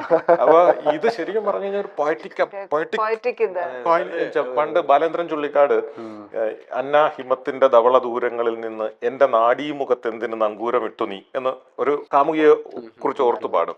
നാഡീമുഖം എന്ന് പറയുന്നത് തുറമുഖമായിട്ട് കോയിൻ ചെയ്യാണ്. ഇപ്പൊ ഇവര് സർക്യൂട്ടിനെ ഇതുമായിട്ട് കോയിൻ ചെയ്യണം, നാഡിയുമായിട്ട് കോയിൻ ചെയ്യാണ്. അത്രയും കേപ്പബിൾ ആയിട്ടുണ്ട് ഇത് എന്നുള്ളത് ഒരു വശം. രണ്ടാമത്തെ നമ്മളിപ്പോൾ ഈ പറഞ്ഞു വന്നിരുന്ന കാര്യത്തിൽ ഇതിനെ നമ്മളൊരു ബാലൻസിൽ കാണണം. നമ്മളെപ്പോഴും നമ്മുടെ റൂട്ട്സിലേക്ക് പോകണം എന്ന് മാത്രം പറയുകയും ചെയ്യരുത്. കാരണം എന്താ വെച്ച് കഴിഞ്ഞാൽ മനുഷ്യന്റെ കുതിപ്പ് എപ്പോഴും മുന്നോട്ടാണ്. അതെ, സ്പീഡ് തരാൻ വേണ്ടിയിട്ട് നമ്മളെ കേപ്പബിൾ ആക്കുന്ന എന്തിനേയും നമ്മൾ ട്രസ്റ്റ് ചെയ്യും. നമ്മുടെ ഈ ഈ നേരത്തെ അലൻ പറഞ്ഞതിൻ്റെ തുടർച്ചയായിട്ട് പറഞ്ഞാൽ 50 വയസ്സുള്ള എനിക്ക് ശരിക്കും പെട്ടെന്ന് കുറച്ചുകൂടെ റിലേറ്റ് ചെയ്യാൻ പറ്റും എങ്ങനെ ട്രാൻസ്ഫോം ചെയ്തു സ്പീഡിൻ്റെ കാര്യത്തിൽ, നമ്മൾ ഓരോന്ന് ചെയ്യുന്നതിൻ്റെ കാര്യത്തിൽ എന്നുള്ളത്, എഴുതുന്നതിൻ്റെ കാര്യത്തിൽ, ഡാറ്റ ട്രാൻസ്ഫർ ചെയ്യുന്നതിൻ്റെ കാര്യത്തിൽ, സഞ്ചരിക്കുന്നതിൻ്റെ കാര്യത്തിൽ. ഞാൻ എൻ്റെ ചെറുപ്പകാലത്ത് ഞാനൊരു യങ്സ്റ്റർ കോളേജ് പഠിക്കുന്ന സമയത്ത് എനിക്കൊരു ബൈക്ക് വാങ്ങാൻ പറ്റുമോ എന്നുള്ളതിനെക്കുറിച്ച് എനിക്കൊരു ഉറപ്പില്ലായിരുന്നു. പക്ഷെ ടെക്നോളജി നമ്മളെ പലതരത്തിൽ സഞ്ചരിപ്പിച്ച് ഇവിടെയൊക്കെ കൊണ്ടെത്തിച്ചു. നമ്മൾ ബൈക്കിന് പകരം നമ്മൾ കാർ ഉപയോഗിക്കുന്നു. ഇതുപോലത്തെ ഇതെല്ലാം ഈസിലി ആക്സസബിൾ ആയി മനുഷ്യന് പെട്ടെന്ന് സഞ്ചരിക്കുന്നു. അപ്പൊ അതുകൊണ്ട് സ്വാഭാവികമായിട്ടും നമ്മൾ നേരത്തെ പറഞ്ഞ പ്രശ്നം അതിന്റെ പാരലായിട്ടുണ്ട്. നമ്മൾ നടക്കുന്നില്ല, നമ്മുടെ ഫിസിക്കൽ ആക്ടിവിറ്റി കുറയുന്നു, നമ്മൾ ചെയ്യുന്ന സാധാരണ എടുത്തിരുന്ന മെന്റൽ ആക്ടിവിറ്റീസ് കുറയുന്നു, മനുഷ്യന്റെ കമ്മ്യൂണിറ്റി ലൈഫ് ഭയങ്കരമായിട്ട് ചുരുങ്ങി. അപ്പൊ ചിലപ്പോൾ നമ്മൾ ടെക്നോളജിയോട് സംസാരിച്ച് ഇപ്പൊ എന്നെ പോലുള്ള ഒരാൾ പോലും ചിലപ്പോൾ ടെക്നോളജിയോട് സംസാരിക്കുന്നു എന്ന് പറയുന്ന അവസ്ഥയിലേക്ക്. അപ്പൊ ഇതിന്റെ ഇടയ്ക്ക് നമ്മളൊരു ബാലൻസ് കണ്ടെത്താൻ ശ്രമിക്കലാണ് വഴി, മറ്റേതിലേക്ക് ഉറച്ചു നിൽക്കലല്ല. അതും കൂടി നമ്മൾ ബാലൻസ് ചെയ്യണം. എന്ന് വെച്ച് കഴിഞ്ഞാൽ പഴയ കാലവും പുതിയ മുന്നോട്ടുള്ള കുതിപ്പിന്റെ ഇടയ്ക്ക് ഒരു ബാലൻസ് നമ്മൾ കണ്ടെത്താൻ പറ്റുക എന്നുള്ളതാണ്. എൻ്റെ ഈ ടെക്നോളജി ഭയങ്കര കൗതുകത്തിൽ എപ്പോഴും നോക്കുന്ന ഒരാളെന്നുള്ള നിലയിൽ ഞാൻ ഇതിനകത്ത് ഭയങ്കര ഒപ്റ്റിമിസ്റ്റിക്കാണ്. മനുഷ്യരൊരു ഒരു ഒരു ഒരു സമൂഹം എന്നുള്ള നിലയിൽ എപ്പോഴും ഇതിന് പരിഹാരങ്ങൾ കണ്ടെത്തിക്കൊണ്ടേയിരിക്കും. പ്രശ്നങ്ങളുണ്ട്, ആ പ്രശ്നങ്ങൾ ഉണ്ടായിരിക്കെ തന്നെ അവർ മുമ്പോട്ട് പോകും. ആ മുമ്പോട്ട് പോകുമ്പോൾ ഉണ്ടാകുന്ന പ്രശ്നങ്ങൾക്ക് അവർ പരിഹാരങ്ങൾ കണ്ടെത്തിക്കൊണ്ടേയിരിക്കും. ഇതിന്റെ കോസ് നമ്മൾ ആദ്യം നോക്കണ്ടേ. ഇപ്പം ഇതേപോലെ തന്നെ സൂയിസൈഡിന്റെ ആ ടെക്സ്റ്റ് അവര് എന്തുകൊണ്ട് ടൈപ്പ് ചെയ്യുന്നു, ഇപ്പം ഇതിന്റെ കാരണമല്ല അവര് ടൈപ്പ് ചെയ്യുന്ന കാര്യം അവരുടെ പേരൻസ് ഒന്നും അവെയർ അല്ല. പേരൻസ് നോക്കുമ്പോൾ തന്നെ അവരിപ്പോഴാ മുറിക്കകത്ത് കയറി ഇരിക്കുക, മറ്റുള്ളവരോട് ചിലപ്പോൾ കുറ്റം പറയുമായിരിക്കും. പക്ഷെ ആ മുറിക്കകത്തിരുന്ന് കയറി ഇരുന്ന് എന്തുവാ ചെയ്യുന്നതെന്ന് അവർ തിരക്കാറില്ല. എല്ലാവരും ഇങ്ങനെ പറയാതെ മാത്രമേ ഉള്ളൂ. ഞാൻ അതാ അലൻ പറഞ്ഞ പോയിന്റ് പറഞ്ഞ കമ്മ്യൂണിക്കേഷൻ സാറ് പറഞ്ഞത് ശരിയാ. റൂട്ട്സിനോട് നിന്നുകൊണ്ട് നമ്മൾ ടെക്നോളജി എംബ്രേസ് ചെയ്യുമ്പോഴും അവർ കമ്മ്യൂണിക്കേഷൻ ഭയങ്കര ഇമ്പോർട്ടന്റ്. ടീച്ചറും കുട്ടിയായിട്ടായിക്കോട്ടെ, പേരൻസ് ആയിട്ടായിക്കോട്ടെ, സ്പൗസസ് അല്ല. ഞാൻ വളരെ വ്യത്യാസം പറയുന്നത്, പണ്ടൊക്കെ നമ്മൾ എല്ലാവരും വന്നു കഴിഞ്ഞാൽ സംസാരിക്കുന്നു. ഇന്നെല്ലാവരും നമ്മളും അഡിക്റ്റഡ് ആണ്. നമ്മൾ റീൽസ് കാണും, ഹസ്ബൻഡ് റീൽസ് കാണും, കുട്ടികൾ. അപ്പൊ ഈ കമ്മ്യൂണിക്കേഷൻ സംസാരിക്കേണ്ടതെന്ന് തന്നെ അറിയില്ല. അല്ല, ഒരു കമ്മ്യൂണിക്കേഷൻ ഇല്ല ഇവിടെ. അത് ഒരു വലിയ പ്രശ്നമാണ്. പല ഫാമിലീസിനോടും നമ്മൾ ചോദിക്കുമ്പോഴേ, ഇപ്പം ചേട്ടനെ പറ്റി അനിയനോട് ചോദിക്കുമ്പോൾ അവൻ നമ്മുടെ അടുത്തൊന്നും സംസാരിക്കാറില്ല, അവൻ റൂമിനകത്താ, അവൻ എപ്പോഴും കമ്പ്യൂട്ടറിലെ സിസ്റ്റത്തിലെ വീഡിയോ ഗെയിമിൽ അങ്ങനെ പറയും. അച്ഛനും അമ്മയും എനിക്ക് പക്ഷേ അത് വ്യത്യസ്ത അഭിപ്രായമല്ലോ. ഇത് എക്സെപ്ഷണൽസ് ആണ്. നമ്മളിപ്പോ ഇങ്ങനെ നമ്മൾ തന്നെയും സംസാരിച്ചു വരുമ്പം എപ്പോഴും ഇതിന്റെ നെഗറ്റീവ് പ്രശ്നങ്ങളെ കുറിച്ചായിരിക്കും എപ്പോഴും കൂടുതൽ പറയാം. നമ്മൾ സൊസൈറ്റിയിലും അങ്ങനെയാണ്. നമ്മളിപ്പോൾ ഈ പെട്ടെന്ന് പത്രത്തിൽ വരുന്ന വാർത്ത എന്താണ്, മിക്കപ്പോഴും ഏതെങ്കിലും നെഗറ്റീവ് വാർത്തകൾക്കാണ് കൂടുതൽ പ്രാധാന്യം കിട്ടുക. സോ നമ്മൾ എപ്പോഴും വിചാരിക്കും ഇതാണ് സംഭവിക്കുന്നത്. അങ്ങനെ അല്ല. ശരിക്കും വാസ്തവത്തിൽ അതല്ല. മനുഷ്യർ ഭയങ്കര രസകരമായിട്ട് എപ്പോഴും ഇന്ററാക്ട് ചെയ്യും, സ്നേഹിക്കും, പ്രേമിക്കും, അവരിഷ്ടപ്പെടും, അങ്ങോട്ടും ഇങ്ങോട്ടും ഓടിച്ചാടി കളിക്കും. ഇതിന്റെ ഇടയ്ക്കൊക്കെ നമ്മളിവിടെ ടർഫുകൾ ഭയങ്കര ഗംഭീരമായിട്ട് വലുതാവുന്നുണ്ട്, അത് ഉണ്ടാവുന്നുണ്ട്. അതുകൊണ്ട് നമ്മൾ ടെക്നോളജിയെ കുറിച്ച് പറയുമ്പോൾ എപ്പോഴും അതിന്റെ ഒരു അവസാനം പറഞ്ഞു വരുമ്പോൾ എല്ലാവരും ഇതൊരു പ്രശ്നമാണ് എന്ന് തോന്നരുത്. അത് എനിക്ക് എപ്പോഴും സാറ് പറഞ്ഞ കറക്റ്റാ. നമ്മളൊരു ബാലൻസ് കീപ്പ് ചെയ്യാന്നുള്ളതാണ് ഇതിനകത്ത്. ഇതൊരു ഒരിക്കലും ഒരു പ്രശ്നമല്ല. നമുക്ക് ഭയങ്കര അഡ്വാൻറ്റേജസ് ഉണ്ട് ഇതിനകത്ത്. ഞാൻ കംപ്ലീറ്റ്ലി എഐനെ സപ്പോർട്ട് ചെയ്യുന്ന ആളാണ്, ചേഞ്ചിനെ സപ്പോർട്ട് ചെയ്യുന്ന ആളാണ്, അക്സെപ്റ്റ് ചെയ്യുന്ന ആളാണ്. എല്ലാവരും സപ്പോർട്ട് ചെയ്യുന്നുണ്ട്. ചെറിയ ഒരു അല്ല, ഈ പ്രശ്നങ്ങളൊക്കെ എപ്പോഴും ഉണ്ടായിരുന്നു. ഇത് വരണേന് മുന്നേയും നമ്മുടെ ഫാമിലിയിലെ ഇഷ്യൂസും ഈ കമ്മ്യൂണിക്കേഷൻ പ്രോബ്ലംസും ഇതെല്ലാം സംഭവിക്കും. ഏത് കാലത്തും ഇതിനൊക്കെ നമ്മൾ ഓവർകം ചെയ്യുന്നുണ്ട്. അത് ഫ്യൂച്ചറിൽ അതിനുള്ള വഴികൾ വന്നോളൂ. ഇതിങ്ങനെ പോയിക്കൊണ്ടിരിക്കും. ഈ പറഞ്ഞ ഫിസിക്കൽ ആക്ടിവിറ്റി കുറയുമ്പോൾ നമ്മൾ സ്വാഭാവികമായിട്ട് പണ്ടെങ്കിൽ ഈ ജിം ഇങ്ങനെ ഒരു കൾച്ചറല്ലോ ആളുകൾ പോകുന്നുണ്ട്. ജിമ്മും ടർഫ് ഒരു എക്സാമ്പിളാ. നമ്മളൊരു സൊല്യൂഷൻ കണ്ടെത്താണ് എക്സിസ്റ്റിംഗ് ഒരു പ്രോബ്ലം. ഇതുപോലെ മെന്റൽ ഫിറ്റ്നസ് ക്ലബ്സ് വരും. അത് ഞാൻ ഒറ്റ കാര്യം കൂടി അതിനകത്ത് ആഡ് ചെയ്യാൻ കഴിഞ്ഞിട്ട്, ആക്ച്വലി നമ്മളിപ്പം ഇതിന്റെ പോസിബിലിറ്റീസ് എവിടെയാണെന്ന് വെച്ച് കഴിഞ്ഞാൽ, കഴിഞ്ഞ ദിവസം ഒരു ഹോസ്പിറ്റലിന്റെ യൂസ് കേസാണ്. അപ്പൊ അവരുടെ ഒരു പ്രശ്നം, ഈ ബോൺ മാരോ സർജറി നടത്തുന്ന പേഷ്യന്റ് സാധാരണ രീതിയിൽ 30 ദിവസം കംപ്ലീറ്റ് ഐസൊലേഷനിലാണ്, ജയിലാണ്. ഒരു ഭയങ്കര പ്രോട്ടോകോൾഡ് ആയിട്ടുള്ള അപ്രോച്ചാണ് ഡോക്ടേഴ്സ് പോലും നടത്തുക. ഇവരുടെ ഈ സോളിറ്റ്യൂഡിനെ അഡ്രസ് ചെയ്യാൻ ടെക്നോളജി കൊണ്ട് പറ്റുമോ? നമ്മളുടെ ഈ എയർ കൊണ്ട്, ഞാൻ എൻ്റെ ഇൻട്രസ്റ്റ് ആയതുകൊണ്ട് അതിനെ കുറിച്ച് പറയാണ്, എയർ കൊണ്ട് പറ്റുമോ എന്നുള്ളതാണ്. വെച്ചാൽ ഫിസിക്കൽ പ്രസൻസ് വെർച്വലി കൊടുക്കാൻ പറ്റുമോ എന്നുള്ളതാണ്. അപ്പം അവരുടെ ഏതെങ്കിലും അടുത്തുള്ള ഒരു ഫ്രണ്ടോ അല്ലെങ്കിൽ മക്കളോ, ദൂരെയുള്ള മക്കളായിരിക്കാം, ചെറുമക്കളായിരിക്കാം, അവർ ഈ സോളിറ്റ്യൂഡിൽ ഇരിക്കുന്ന സമയത്ത് VR വെച്ചിട്ട് അവർക്ക് മറ്റവരെ അടുത്ത് കാണാൻ പറ്റുമോ, അവരുമായിട്ട് ഫിസിക്കലി ഇടപെടുന്ന പോലെ സംസാരിക്കാൻ പറ്റുമോ? സൊല്യൂഷൻ പറ്റും, പോസിബിൾ ആണ്. അപ്പൊ നമ്മൾ ശരിക്കും പറഞ്ഞു കഴിഞ്ഞാൽ ടെക്നോളജി ഉണ്ടാകുമ്പോൾ ഇങ്ങനെ ഭയങ്കര ഗംഭീരമായിട്ടുള്ള യൂസ് കേസുകൾ ഉണ്ടാവുന്നുണ്ട്, സൊല്യൂഷൻസ് ഉണ്ടാവുന്നുണ്ട്. ഞാൻ നേരത്തെ പറഞ്ഞ പോലെ നമ്മളെ ജീവിതം ആയാസരഹിതമാക്കാൻ എല്ലാ കാലത്തും സഹായിച്ചിട്ടുള്ളത് ഈ വന്നിട്ടുള്ള മാറ്റങ്ങളാണ്. നമ്മളിപ്പോൾ രസകരമായിട്ട് ജീവിക്കുന്ന കണക്ക് രസകരമൊന്നും ആയിരുന്നില്ല ഒരു 2 പതിറ്റാണ്ട് 3 പതിറ്റാണ്ട് മുമ്പ് കേരളത്തിലെ പോലും ജീവിതം. ഇപ്പൊ നമ്മൾ ഈ നമ്മുടെ ഇവിടുത്തെ കുടിയേറ്റ കർഷകരുടെ കാര്യം എടുത്തു കഴിഞ്ഞാൽ അവർ പൂർണ്ണമായിട്ടും ആനയോടും കടുവയോടും പുലിയോടും ഏറ്റുമുട്ടിയാണ് ജീവിച്ചിരുന്നത്. ഇപ്പോഴാണ് ഇത് വാർത്ത വരുന്നതുകൊണ്ട് നമ്മളെപ്പോഴും ഇവിടെ വലിയ പ്രശ്നമാണെന്ന് വിചാരിക്കുന്നത്. അന്ന് ഇതെങ്ങനെയായിരുന്നു, ആളുകൾ മരിച്ചു പോകും, ചിലപ്പം പ്രശ്നങ്ങളുണ്ടാവും. പക്ഷേ ടെക്നോളജി ഇവരെയൊക്കെ പെട്ടെന്ന് മെയിൻ സ്ട്രീമിലേക്ക് കൊണ്ടുവന്നു, എല്ലാവർക്കും ആക്സസിബിൾ ആയി ടെക്നോളജി. ഈ മൊബൈൽ ഫോണിന്റെയും ഇന്റർനെറ്റിന്റെയും റെവല്യൂഷൻ ഉണ്ടാക്കിയ ഒരു വലിയ സംഭവം എന്ന് വെച്ചാൽ ഏത് സാധാരണക്കാരനും ഈ ടെക്നോളജിയുടെ ആക്ച്വലി പീപ്പിൾ കൂടുതൽ കണക്റ്റഡ് ആവുകയാണ് ചെയ്തത് ഇതിലൂടെ. അതായത് ലോകത്തിന്റെ ഏത് ഭാഗത്തിലിരിക്കുന്ന ആളോട് നമ്മൾ കണക്റ്റഡ് ആവുകയാണ് ഓൺലൈൻ ചെയ്തത്. ഗെയിംസിന്റെ ഈ സാധാരണക്കാരന്റെ കാര്യം പറഞ്ഞല്ലോ, ഇതാണ് ഏറ്റവും ഇമ്പോർട്ടന്റ് ആയിട്ടുള്ള എയുടെ കാര്യം. അതായത് AI എന്ന് പറയുന്നത് ഈ ഹോൾ വേൾഡിനെ ഡെമോക്രറ്റൈസ് ചെയ്യുകയാണ് ചെയ്യുന്നത്. ഇപ്പോൾ ഒരു എഡ്യൂക്കേഷണൽ ഫീൽഡ് തന്നെ എടുത്തോ, നമ്മുടെ ഇന്ത്യയിൽ ഞാൻ ഗവൺമെന്റ് കോളേജിലും പഠിച്ച ആളാണ്, IIT-ലും പഠിച്ച ആളാണ്. അപ്പോൾ എനിക്കൊരു ആ ഒരു എക്സ്ട്രീം ഡിഫറൻസ് എനിക്കറിയാം. അപ്പോൾ IIT-ലാണെങ്കിൽ നമുക്ക് വേൾഡ് ക്ലാസ് പ്രൊഫസേഴ്സ് ഉണ്ട്, അഡ്വാൻസ് ലാബ് ഉണ്ട്, മെന്റേഴ്സ് ഉണ്ട്, പ്രോപ്പർ എക്സ്പോഷർ ഫണ്ടിങ് എല്ലാം ഉണ്ട്. ഗവൺമെന്റ് കോളേജിൽ വരെ ഞാൻ പറയുന്നില്ല. ചിന്തിച്ചു നോക്കി, ഇവിടെ രണ്ടിടത്തും വരുന്ന ആളുകൾക്ക് ഒരേ സെറ്റ് ഓഫ് ഡ്രീംസ് അല്ലേ, ഒരേ ഹങ്കർ ഫോർ ഫ്യൂച്ചർ അല്ലേ. ബട്ട് അവർക്ക് രണ്ട് പ്ലേറ്റ്സിലല്ലേ ഫ്യൂച്ചർ സെർവ് ചെയ്യുന്നത്. ഇതിനെയൊക്കെ ഡെമോക്രറ്റൈസ് ചെയ്യാൻ വേണ്ടിയിട്ട് AIക്ക് പറ്റും. എഡ്യൂക്കേഷണൽ ഫീൽഡിലായിക്കോട്ടെ, മെഡിക്കൽ ഫീൽഡിലായിക്കോട്ടെ, അതായത് നമ്മുടെ ഹ്യൂമാനിറ്റീനെ മൊത്തം. അപ്പൊ അതാണ് ഒരു ഏറ്റവും നല്ലൊരു പോസിറ്റീവ് ഭാഗം AIയുടെ. അതെ, ഇപ്പൊ ലേറ്റസ്റ്റ് ഇപ്പൊ ഈ റീസെന്റ് കേട്ട ഒരു സ്ട്രൈക്കിംഗ് ആയിട്ടൊരു ഇൻസിഡന്റ് ആണ്. നമ്മുടെ ഐശ്വര്യ റായ്, അഭിഷേക് ബച്ചൻ അവരൊരു ക്രോർസ് ആൻഡ് ക്രോർസ് ക്ലെയിം ചെയ്തിട്ട് ഒരു കേസ് ഫയൽ ചെയ്തേക്കാണ്. അതെ, ഒരു ഫേക്ക് ആയിട്ടുള്ള ഒരു AI യൂസ് ചെയ്തിട്ട് ഒരു ഫേക്ക് ആയിട്ടുള്ള ഒരു വീഡിയോ വിത്ത് അനദർ ആർട്ടിസ്റ്റ് അത് ഭയങ്കര നല്ല രീതിയിൽ സ്പ്രെഡ് ചെയ്തുകൊണ്ടിരിക്കുകയാണെന്ന് പറഞ്ഞിട്ട് അവരൊരു കേസ് ഫയൽ ചെയ്തിട്ടാണ്. സോ അങ്ങനെ ഒരു തലവും ഇതിനുണ്ട്. അപ്പൊ ഞാൻ ചോദിക്കുന്നതെന്ന് വെച്ച് കഴിഞ്ഞാൽ ഇതിന് എവിടെയാണ് ഒരു കൺട്രോൾ, അതായത് എത്രത്തോളം യൂസ് ചെയ്യാം, ആർക്ക് യൂസ് ചെയ്യാം, എങ്ങനെ യൂസ് ചെയ്യാം എന്നൊരു റെഗുലേഷനും വേണ്ടേ നമുക്ക്? കാര്യം ഇപ്പൊ ഫോർ എക്സാമ്പിൾ ഇപ്പൊ ഒരു ഗണ്ണ് യൂസ് ചെയ്യുന്ന ഒരാൾക്ക് അത് പ്രോപ്പർലി അതിനെപ്പറ്റി പഠിച്ച് ഗണ്ണ് ഷൂട്ട് ചെയ്യാൻ പഠിച്ച ലൈസൻസ്ഡ് ആയിട്ടുള്ള ഒരാൾക്ക് യൂസ് ചെയ്യാം. പക്ഷേ AI ഇപ്പൊ എല്ലാവരുടെ കയ്യിലും ഉള്ളത് കൊണ്ട് തന്നെ അപ്പൊ ഏതെടുത്താലും AI മാത്രമല്ല കേട്ടോ, ഫോണും യൂസ് ചെയ്യുന്ന ആൾക്കാരും മിസ്യൂസ് ചെയ്യുന്ന ആൾക്കാരുണ്ട്, സോഷ്യൽ മീഡിയയും മിസ്യൂസ് ചെയ്യുന്ന ആൾക്കാരും യൂസ് ചെയ്യുന്ന ആൾക്കാരുണ്ട്. അതേപോലെ എവിടെയെങ്കിലും നമുക്കൊരു റെഗുലേഷൻ പോസിബിൾ ആണോ ഈ ഒരു AIക്ക്? പത്രത്തിലെ വാർത്തയുണ്ടല്ലോ റെഗുലേഷനെ കുറിച്ചിട്ട് ഇപ്പൊ ഉള്ള രീതിയിൽ തന്നെ. നമ്മുടെ നാട്ടില് ഭാഷാഭൂഷണിയും മാതൃഭൂമിയും ആഴ്ചപ്പതിപ്പ് അടങ്ങുന്നിടത്ത് തന്നെയാണ് ക്രൈമും അതേപോലത്തെ സാധനങ്ങളും വരുന്നത്. ആ വ്യത്യാസം തന്നെയാണ് ഇതിലുള്ളത്. ആർക്ക് എന്ത് ആവശ്യമുണ്ടോ അത് അവിടെ സെർവ് ചെയ്യപ്പെടും, അത് കൊടുക്കാനും ആളുണ്ടാവും.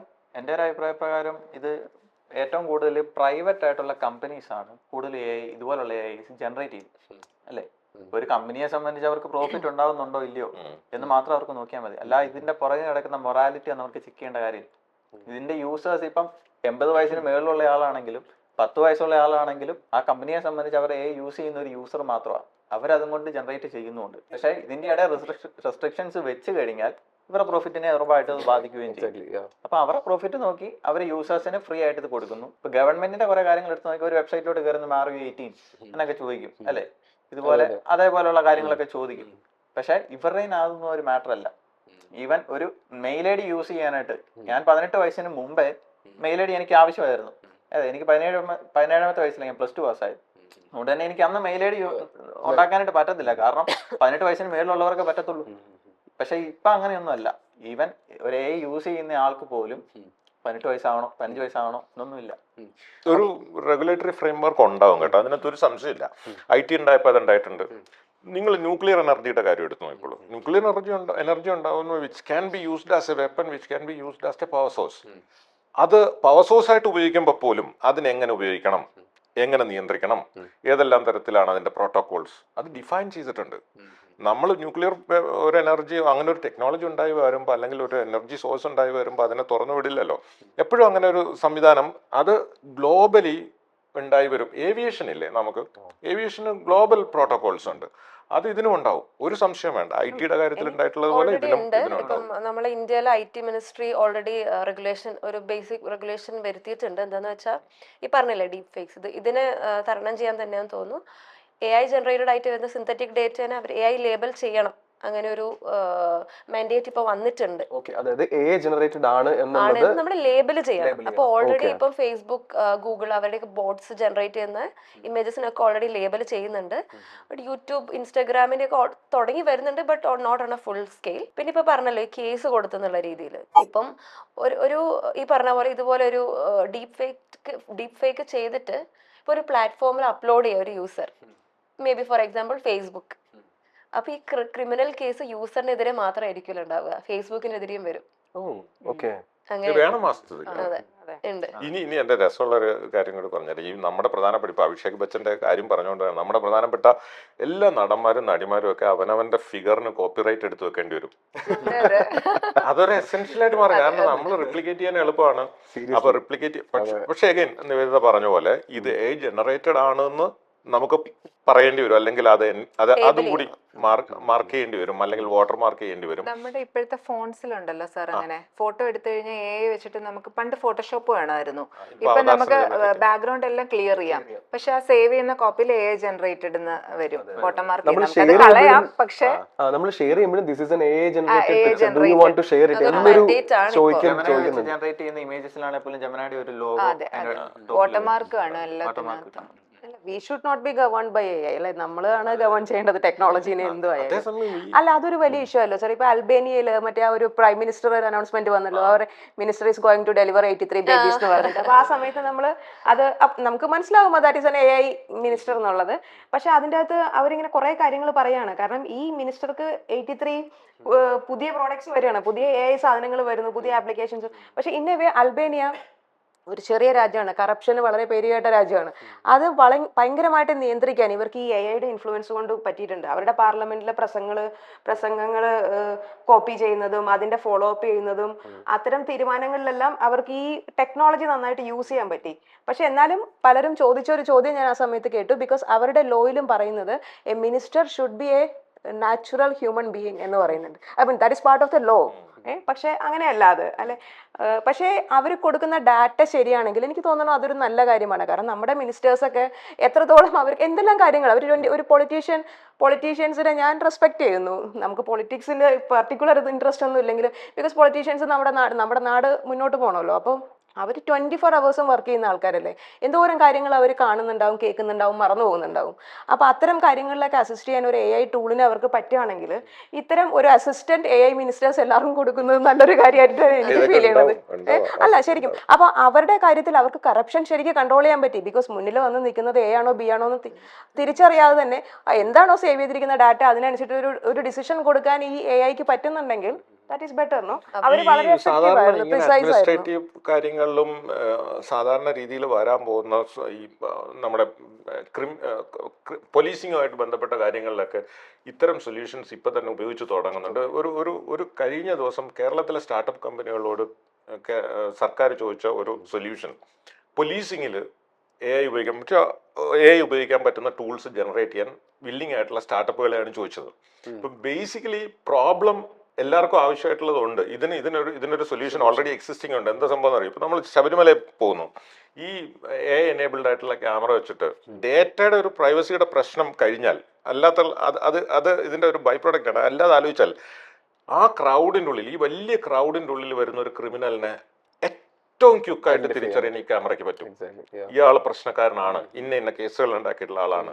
അല്ലെങ്കിൽ നമ്മൾ ഇവിടെ ഒരു വലിയ പ്രകടനം നടക്കുന്നു, ആ പ്രകടനത്തിന്റെ ഇടയ്ക്ക് ഇപ്പൊ നമ്മൾ ജലപീരങ്കി ഉപയോഗിക്കുന്നത് പോലെ അതിന്റെ ഫ്രണ്ടിൽ ഒരു AI ക്യാമറ ഉണ്ടെങ്കിൽ ഇതിൽ സ്ഥിരം ക്രിമിനൽസ് ഉണ്ട് ഈ പ്രകടനത്തിൽ എന്ന് വിത്തിൻ സെക്കൻഡ്സ് പോലീസിന് ഇൻഫർമേഷൻ കൊടുക്കാവുന്ന സൊല്യൂഷൻസ് ഇപ്പോൾ ഉണ്ട്. ഞാൻ പറഞ്ഞു ഇവിടെ അത് ഡെവലപ്പ് ചെയ്യാൻ ആലോചിക്കുമ്പോഴും ഞാൻ ആ സൊല്യൂഷൻ ഉണ്ടെന്ന് പറയുന്നത്. ഞാൻ അങ്ങനെ രസമുള്ള ഒരുപാട് രസമുള്ള ആപ്ലിക്കേഷൻസ് ഉണ്ട്. ഞാനിപ്പോൾ നമ്മൾ ഈ ക്രിയേറ്റീവ് ഇൻഡസ്ട്രിയെ കുറിച്ച് ജോലികളെ അത്രത്തോളം വേഗത്തിലാക്കാൻ ഞാൻ ഈ യൂസ് കേസുകളെ കുറിച്ചാണ് പറയുന്നത് കേട്ടോ, നേരെ സൊല്യൂഷൻസിനെ കുറിച്ചാണ് പറയുന്നത്. ഇവർ രണ്ടുപേരും ടെക്നോളജിയുടെ ആളുകൾ പെട്ടെന്ന് നമ്മൾ ഈ സാധാരണ മനുഷ്യന്മാരുണ്ടല്ലോ, ഈ വർക്ക് ചെയ്യുന്ന എല്ലാ മേഖലകളിലും ഇത് ഭയങ്കരമായിട്ട് ചേഞ്ച് കൊണ്ടുവരും. നിങ്ങൾ ഉപയോഗിക്കുന്ന ഈ ക്യാമറ ഇങ്ങനത്തെ ഇന്റർവ്യൂസ് ഷൂട്ട് ചെയ്യാൻ വേണ്ടി മാത്രമേ ഇനി ഉപയോഗിക്കാൻ പോകുന്നുള്ളൂ, അല്ലെങ്കിൽ ഇങ്ങനത്തെ സാധാരണ ഡയറക്റ്റ് ലൈവ് വേണ്ടുന്ന ഒരു സാധനം ഉപയോഗിക്കാൻ വേണ്ടിയിട്ട് മാത്രമേ ക്രിയേറ്റീവ് ഇൻഡസ്ട്രിയിൽ ഉപയോഗിക്കാൻ പോകുന്നുള്ളൂ. സിനിമ ജനറേറ്റ് ചെയ്യാൻ ഇപ്പൊ തന്നെ നമ്മൾ ഷോർട്ട് ഫിലിംസ് ഒക്കെ 2 ഷോർട്ട് ഫിലിംസ് അതങ്ങ് നമ്മളിപ്പോ അതിന്റെ ഒരു വളരെ ഇൻഫന്റ് സ്റ്റേജ് എന്ന് കണ്ടാൽ മതി. ഞാൻ കണ്ടു, അത് പക്ഷേ അത്ര നമ്മളെ സാറ്റിസ്ഫൈ ചെയ്യുന്നൊന്നുമില്ല. പക്ഷെ ഈ ഇൻഫന്റ് സ്റ്റേജിൽ ഇതാണ് ജനറേറ്റ് ചെയ്യുന്നതെങ്കിൽ ഫ്യൂച്ചറിൽ വരാൻ പോകുന്നത് ഒരു അമേസിങ് നേരത്തെ നിവേദിത പറഞ്ഞ പോലെ ഈ ക്രിയേറ്റീവ് സെക്ടറിനെ കൂടി ഡെമോക്രറ്റൈസ് ചെയ്യുന്ന ആ വാക്ക് പ്രധാനമാണ്. ഡെമോക്രറ്റൈസ് ചെയ്യാന്ന് പറഞ്ഞാൽ ഏത് സാധാരണക്കാരനും ഗംഭീരമായിട്ട് കണ്ടന്റ് ജനറേറ്റ് ചെയ്യാൻ പറ്റുന്ന, അതും ഈസിലി ജനറേറ്റ് ചെയ്യാൻ പറ്റുന്ന, അതിന് വലിയ മാൻ പവറും വലിയ ക്യാപിറ്റലും ഒന്നും വേണ്ടാത്ത ഒരു എൻവയോൺമെന്റ് രൂപപ്പെട്ടു വരുന്നുണ്ട്. അതിന്റെ ഒരു വലിയ ഉപഭോക്താക്കൾ സാധാരണ മനുഷ്യനാണ്. നമ്മൾ നേരത്തെ പറഞ്ഞ പല ഇഷ്യൂസിനെ അത് അഡ്രസ് ചെയ്യും. കണ്ടന്റ് ആണ് കിങ്. ഈ കണ്ടന്റിനെ ജനറേറ്റ് ചെയ്യാൻ കുറച്ചും കൂടെ ഡെമോക്രറ്റൈസ്ഡ് ആയിട്ടുള്ള ടൂൾസും സൊല്യൂഷൻസും വരുന്നത് വാസ്തവത്തിൽ മൊത്തം സംവിധാനത്തെയും എന്റർടൈൻമെന്റ് ഇൻഡസ്ട്രി തൊട്ട് എഡ്യൂക്കേഷനെ തൊട്ട് എല്ലാ മേഖലകളെയും അത് സ്വാധീനിക്കും. അഡ്വർടൈസിങ്ങിനെ, കമ്പനികളെ ഒക്കെ സഹായിക്കും അത്. ഒരു കോസ്റ്റ് കട്ടിങ്ങിന്റെ കാര്യം പറയുമ്പോഴേ ഈ സാധാരണക്കാരന്റെ ഒരു ഇതനുസരിച്ച് പറയുവാണെങ്കിൽ നമ്മുടെ ഈ നല്ല ഗ്രാഫിക് കാർഡ് ഒക്കെ ഉള്ള നല്ല ഗെയിംസ് ഒക്കെ ഉണ്ടല്ലോ, നല്ല ഗ്രാഫിക്സ് വേണ്ട ഗെയിംസ് ഇത് കളിക്കണമെങ്കിൽ അത്യാവശ്യം ലക്ഷക്കണക്കിന് രൂപ മുടക്കി മേടിച്ചു വെക്കുന്ന ഗ്രാഫിക് കാർഡ് ഉള്ള സിസ്റ്റം ഒക്കെ വേണം. പക്ഷെ ഈയിടെ എൻവിഡിയയുടെ ഒരു ഗ്രാഫിക് കാർഡ് അത്യാവശ്യം അഫോർഡബിൾ ആകുന്ന രീതിയിൽ ഉണ്ടാക്കി. സംഭവം എന്നാന്ന് ചോദിച്ചാൽ ഇത് നല്ല ഗ്രാഫിക്സ് ഉണ്ട്, പകുതിയെ ജനറേറ്റ് ചെയ്ത ഗ്രാഫിക്സ് ഉള്ളൂ, ബാക്കി AI ജനറേറ്റഡ് ആണ്. മനസ്സിലായോ? എന്ന് പറഞ്ഞാൽ സാധാരണക്കാരനും നല്ല ഗ്രാഫിക്സിൽ വില കുറച്ച് കളിക്കാൻ പറ്റുന്ന രീതിയിൽ ഈ ഗെയിമിംഗ് ഇൻഡസ്ട്രി കൊണ്ടുവന്നു. ഇപ്പം ഇതുപോലെയുള്ള മൾട്ടി ട്രില്യണയർ കമ്പനീസ് പോലും ഇതേപോലെയുള്ള AIs കൊണ്ടുവന്നത് വെറും സാധാരണക്കാരന് വേണ്ടിയിട്ടാണ്. വെറും സാധാരണക്കാരനല്ലേ, അത് അഫോർഡ് ചെയ്യാൻ പറ്റുന്ന ആൾക്കാർക്ക് വേണ്ടിയിട്ട്. അപ്പൊ എന്റർടൈൻമെന്റ് എന്ന രീതിയിൽ പോലും AI ഭയങ്കരമായിട്ട് ഡെവലപ്പ് ആകുന്നുണ്ട്, ഡിഫൈൻഡ് ആകുന്നുണ്ട്, അഫോർഡബിളും ആകുന്നത്. അതെ, അതെ, അതാണ് ഡെമോക്രാറ്റൈസേഷൻ നടക്കുന്നത്. അതെ അതെ. ഈ ഗെയിമിങ്ങിന്റെ കാര്യം പറഞ്ഞപ്പോഴേ ഗെയിമിങ് ശരിക്കും കുട്ടികളുടെ ക്രിട്ടിക്കൽ തിങ്കിങ്ങിനെയും പ്രോബ്ലം സോൾവിങ്ങിനെയും ഭയങ്കരമായിട്ട് ഹെൽപ്പ് ചെയ്യുന്ന ഒരു കാര്യം കൂടെയാണ്. അതായത് ഇവര് ഭയങ്കരമായിട്ട് തിങ്ക് ചെയ്യണം, സ്ട്രാറ്റജീസ് തിങ്ക് ചെയ്ത് സൊല്യൂഷൻസ് കണ്ടുപിടിച്ച്. ഞങ്ങള് ശരിക്കും പറഞ്ഞാൽ ഗെയിമിങ്ങിൽ നമ്മളിപ്പോ ക്ലാസ്സിലൊക്കെ പോയി പിള്ളേരുടെ അടുത്ത് ഏത് ഗെയിമാണ് കളിക്കുന്നത്, വാലറന്റ് മിസ് കളിക്കാറുണ്ടോ, ഉണ്ടെന്ന് പറഞ്ഞു കഴിഞ്ഞാൽ തീർന്നു. അപ്പൊ തന്നെ നമ്മള് ബൈ. അപ്പം ഈ പിള്ളേരുടെ ആ ഒരു ഇതിലേക്ക് വരാനായിട്ട് നമ്മൾ ഏറ്റവും എളുപ്പം ഗെയിമിങ്, ഇവരുടെ ആ ഒരു ഇത് അതിൽ ക്രിട്ടിക്കൽ തിങ്കിങ്ങിനും പ്രോബ്ലം സോൾവിങ്ങും നല്ല രീതിയിൽ അത് ഇംപ്രൂവും ചെയ്യും. കൂടുതലായാൽ അത് രണ്ടും ഉണ്ട്. പക്ഷെ ഇത് ഭയങ്കര ഒരു ഇതാണ്, അവർ സ്ട്രാറ്റജൈസ് ചെയ്ത് ഇങ്ങനെ ചെയ്താൽ അങ്ങനെ ചെയ്ത് അതൊരു അവരുടെ ആ ഒരു ഭാഷയൊക്കെ മനസ്സിലാക്കണേ നമ്മൾ കുറച്ച് ഗെയിമൊക്കെ കളിക്കണം എന്ന് എനിക്ക് തോന്നുന്നു. അതോടൊപ്പം തന്നെ ഞങ്ങളിപ്പോൾ ലേറ്റസ്റ്റ് ആയിട്ട് ചെയ്യുന്ന ഒരു റിസർച്ച് ഉണ്ട്, ഇമോജീസ്. നമ്മുടെ ആ ഒരു നെറ്റ്ഫ്ലിക്സിലൊരു സീരീസ് വന്നതിന് ശേഷം പലപ്പോഴും പിള്ളേർ നമ്മുടെ അടുത്ത് വാട്സാപ്പിൽ മെസ്സേജ് ചെയ്യുന്നതെല്ലാം ഇമോജീസ് യൂസ് ചെയ്തിട്ടാണ്. അപ്പോൾ ഒരു കുട്ടി ഇങ്ങനെ ഒരു ഇമോജി ഇട്ടു, ലൈക്ക് ഇങ്ങനെ കരയുന്ന ഇമോജിയാണ്. അപ്പോൾ എന്നെ സംബന്ധിച്ചിടത്തോളം അത് കരച്ചിലാണ്. അപ്പോൾ ഞാൻ ചോദിച്ചു വാട്ട് ഹാപ്പൻഡ്, പറഞ്ഞു ഐ ആം ലാഫിങ് മൈ ഹാർട്ട് ഔട്ട്. അപ്പോൾ ഞാൻ പറഞ്ഞു okay now we have to study their language. അവരുടെ ലാംഗ്വേജ് അവരുടെ ഇതുമെല്ലാം ടെക്നോളജി ബേസ്ഡ് ആണ്. അതുപോലെ ഒരു കുട്ടിയുടെ അടുത്ത് കം ആൻഡ് മീറ്റ് മീ എന്നൊരു സാറ് ഗ്രൂപ്പിലിട്ടു. അപ്പൊ അവൻ സ്കള്ളായിട്ടേക്കുന്ന അതിന്റെ ഒരു റിപ്ലൈ ആയിട്ട്. അപ്പൊ ഞാൻ ചോദിച്ചു സ്കള്ളോ, അപ്പം ഐ ആം ഡെഡ്. അപ്പം പിള്ളേര് കമ്മ്യൂണിക്കേഷൻ വളരെ ചെറുതാണെങ്കിലും അവര് ഭയങ്കര ഇതിലാ ചെയ്യുന്നത്. പക്ഷെ ഗെയിംസിന് ഒത്തിരി ഇമ്പോർട്ടൻസ് ഉണ്ട്. അതിൽ ഈ കൊച്ചുകുട്ടികൾ തന്നെ കളിക്കുമ്പോൾ അവര് കുറെ ക്രിട്ടിക്കൽ തിങ്കിങ് ഇമ്പ്രൂവ് ചെയ്യുന്നതായിട്ടാണ് സ്റ്റഡീസ് കാണിക്കുന്നത്. നെഗറ്റീവ്സ് ഉണ്ടെങ്കിലും ഇതും കുറെ പോസിറ്റീവ് കാര്യങ്ങളാണ്. അപ്പൊ ഞങ്ങൾ എപ്പോഴും പറയും, നമ്മളിപ്പോ ജയൻ മരിച്ചു, പൃഥ്വിരാജ് വന്നു, അടുത്ത ആൾക്കാർ വന്നു, ടീച്ചർ ഇപ്പോഴും ജയന്റെ അടുത്ത് നിൽക്കുന്നേ ഉള്ളൂ, ഇറങ്ങി വരൂ എന്ന് ഞങ്ങൾ പറയാറുണ്ട്. അപ്പം ലൈക്ക് ഞങ്ങളെപ്പോലുള്ള ടീച്ചേഴ്സിനെ ഉദ്ദേശിച്ചായിരിക്കും അവരത് പറയുന്നത്. ബിക്കോസ് നമ്മളിങ്ങനെ റെവല്യൂഷൻ സാറ് പറഞ്ഞ പോലെ ഇങ്ങനെ പല ഞങ്ങൾ CRT മോണിറ്റർ മുതൽ ഇപ്പോഴത്തെ ഇതുവരെ കണ്ട് പഠിച്ചതും ആയിട്ടുള്ള കാര്യങ്ങളൊക്കെ അൺലേൺ ചെയ്തുകൊണ്ടിരിക്കുന്ന ഒരു സ്റ്റേജാണ്. ഇപ്പം നമ്മൾ അൺലേൺ ചെയ്യുവാണ് ഇപ്പം. അതായത് ഓക്കെ അന്ന് പഠിച്ചതൊന്നും അല്ല, ഇപ്പം പുതിയ കാര്യങ്ങൾ പഠിക്കണം. ഇവരുമായിട്ട് റിലേറ്റ് ചെയ്യണമെങ്കിൽ ഈ ഗെയിംസ്, ഇവരുടെ സ്ലാങ് ഒക്കെ ഉണ്ടെങ്കിലേ നമുക്ക് റിലേറ്റ് ചെയ്യാൻ പറ്റുള്ളൂ. പലപ്പോഴും എൻ്റെ ഒരു നീസ് ഇപ്പം സൈക്കോളജി ഫസ്റ്റ് ഇയർ പഠിക്കുന്നുണ്ട്, പുള്ളിക്കാരി ഇപ്പം എൻ്റെ കൂടെയാണ്. അപ്പോൾ ഞാനിപ്പോൾ ബാഡി എന്ന് പറഞ്ഞാൽ എന്താ, നമ്മളുടെ അർത്ഥത്തിൽ ബാഡി മോശമാണ്, ബാഡി എന്ന് പറഞ്ഞാൽ സൂപ്പർ എന്നാണ് അവരുടെ. അപ്പോൾ നമ്മൾ ആ കുട്ടികളുടെ റെവല്യൂഷൻ ഇതിന് ഈ AI ബന്ധപ്പെട്ടല്ല ഞാൻ പറഞ്ഞത്, മൊത്തത്തിലുള്ള ടെക്നോളജിക്കൽ ഇത് കുട്ടികളുടെ എല്ലാ രീതിയിലും അവരെ ഇത് ചെയ്തിട്ടുണ്ട്.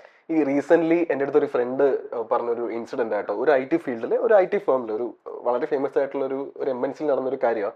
അതിന്റെ തലപ്പത്തിരിക്കുന്ന മാനേജിങ് പൊസിഷനിൽ ഇരിക്കുന്ന ഒരു വ്യക്തി, അദ്ദേഹം മെയിൽസ് ഡ്രാഫ്റ്റ് ചെയ്യുമ്പോൾ അതൊരു 500-500ഓളം ആൾക്കാർക്ക് പോകുന്ന മെയിൽസ് ആണ് കേട്ടോ, മെയിൽ ബോക്സ്.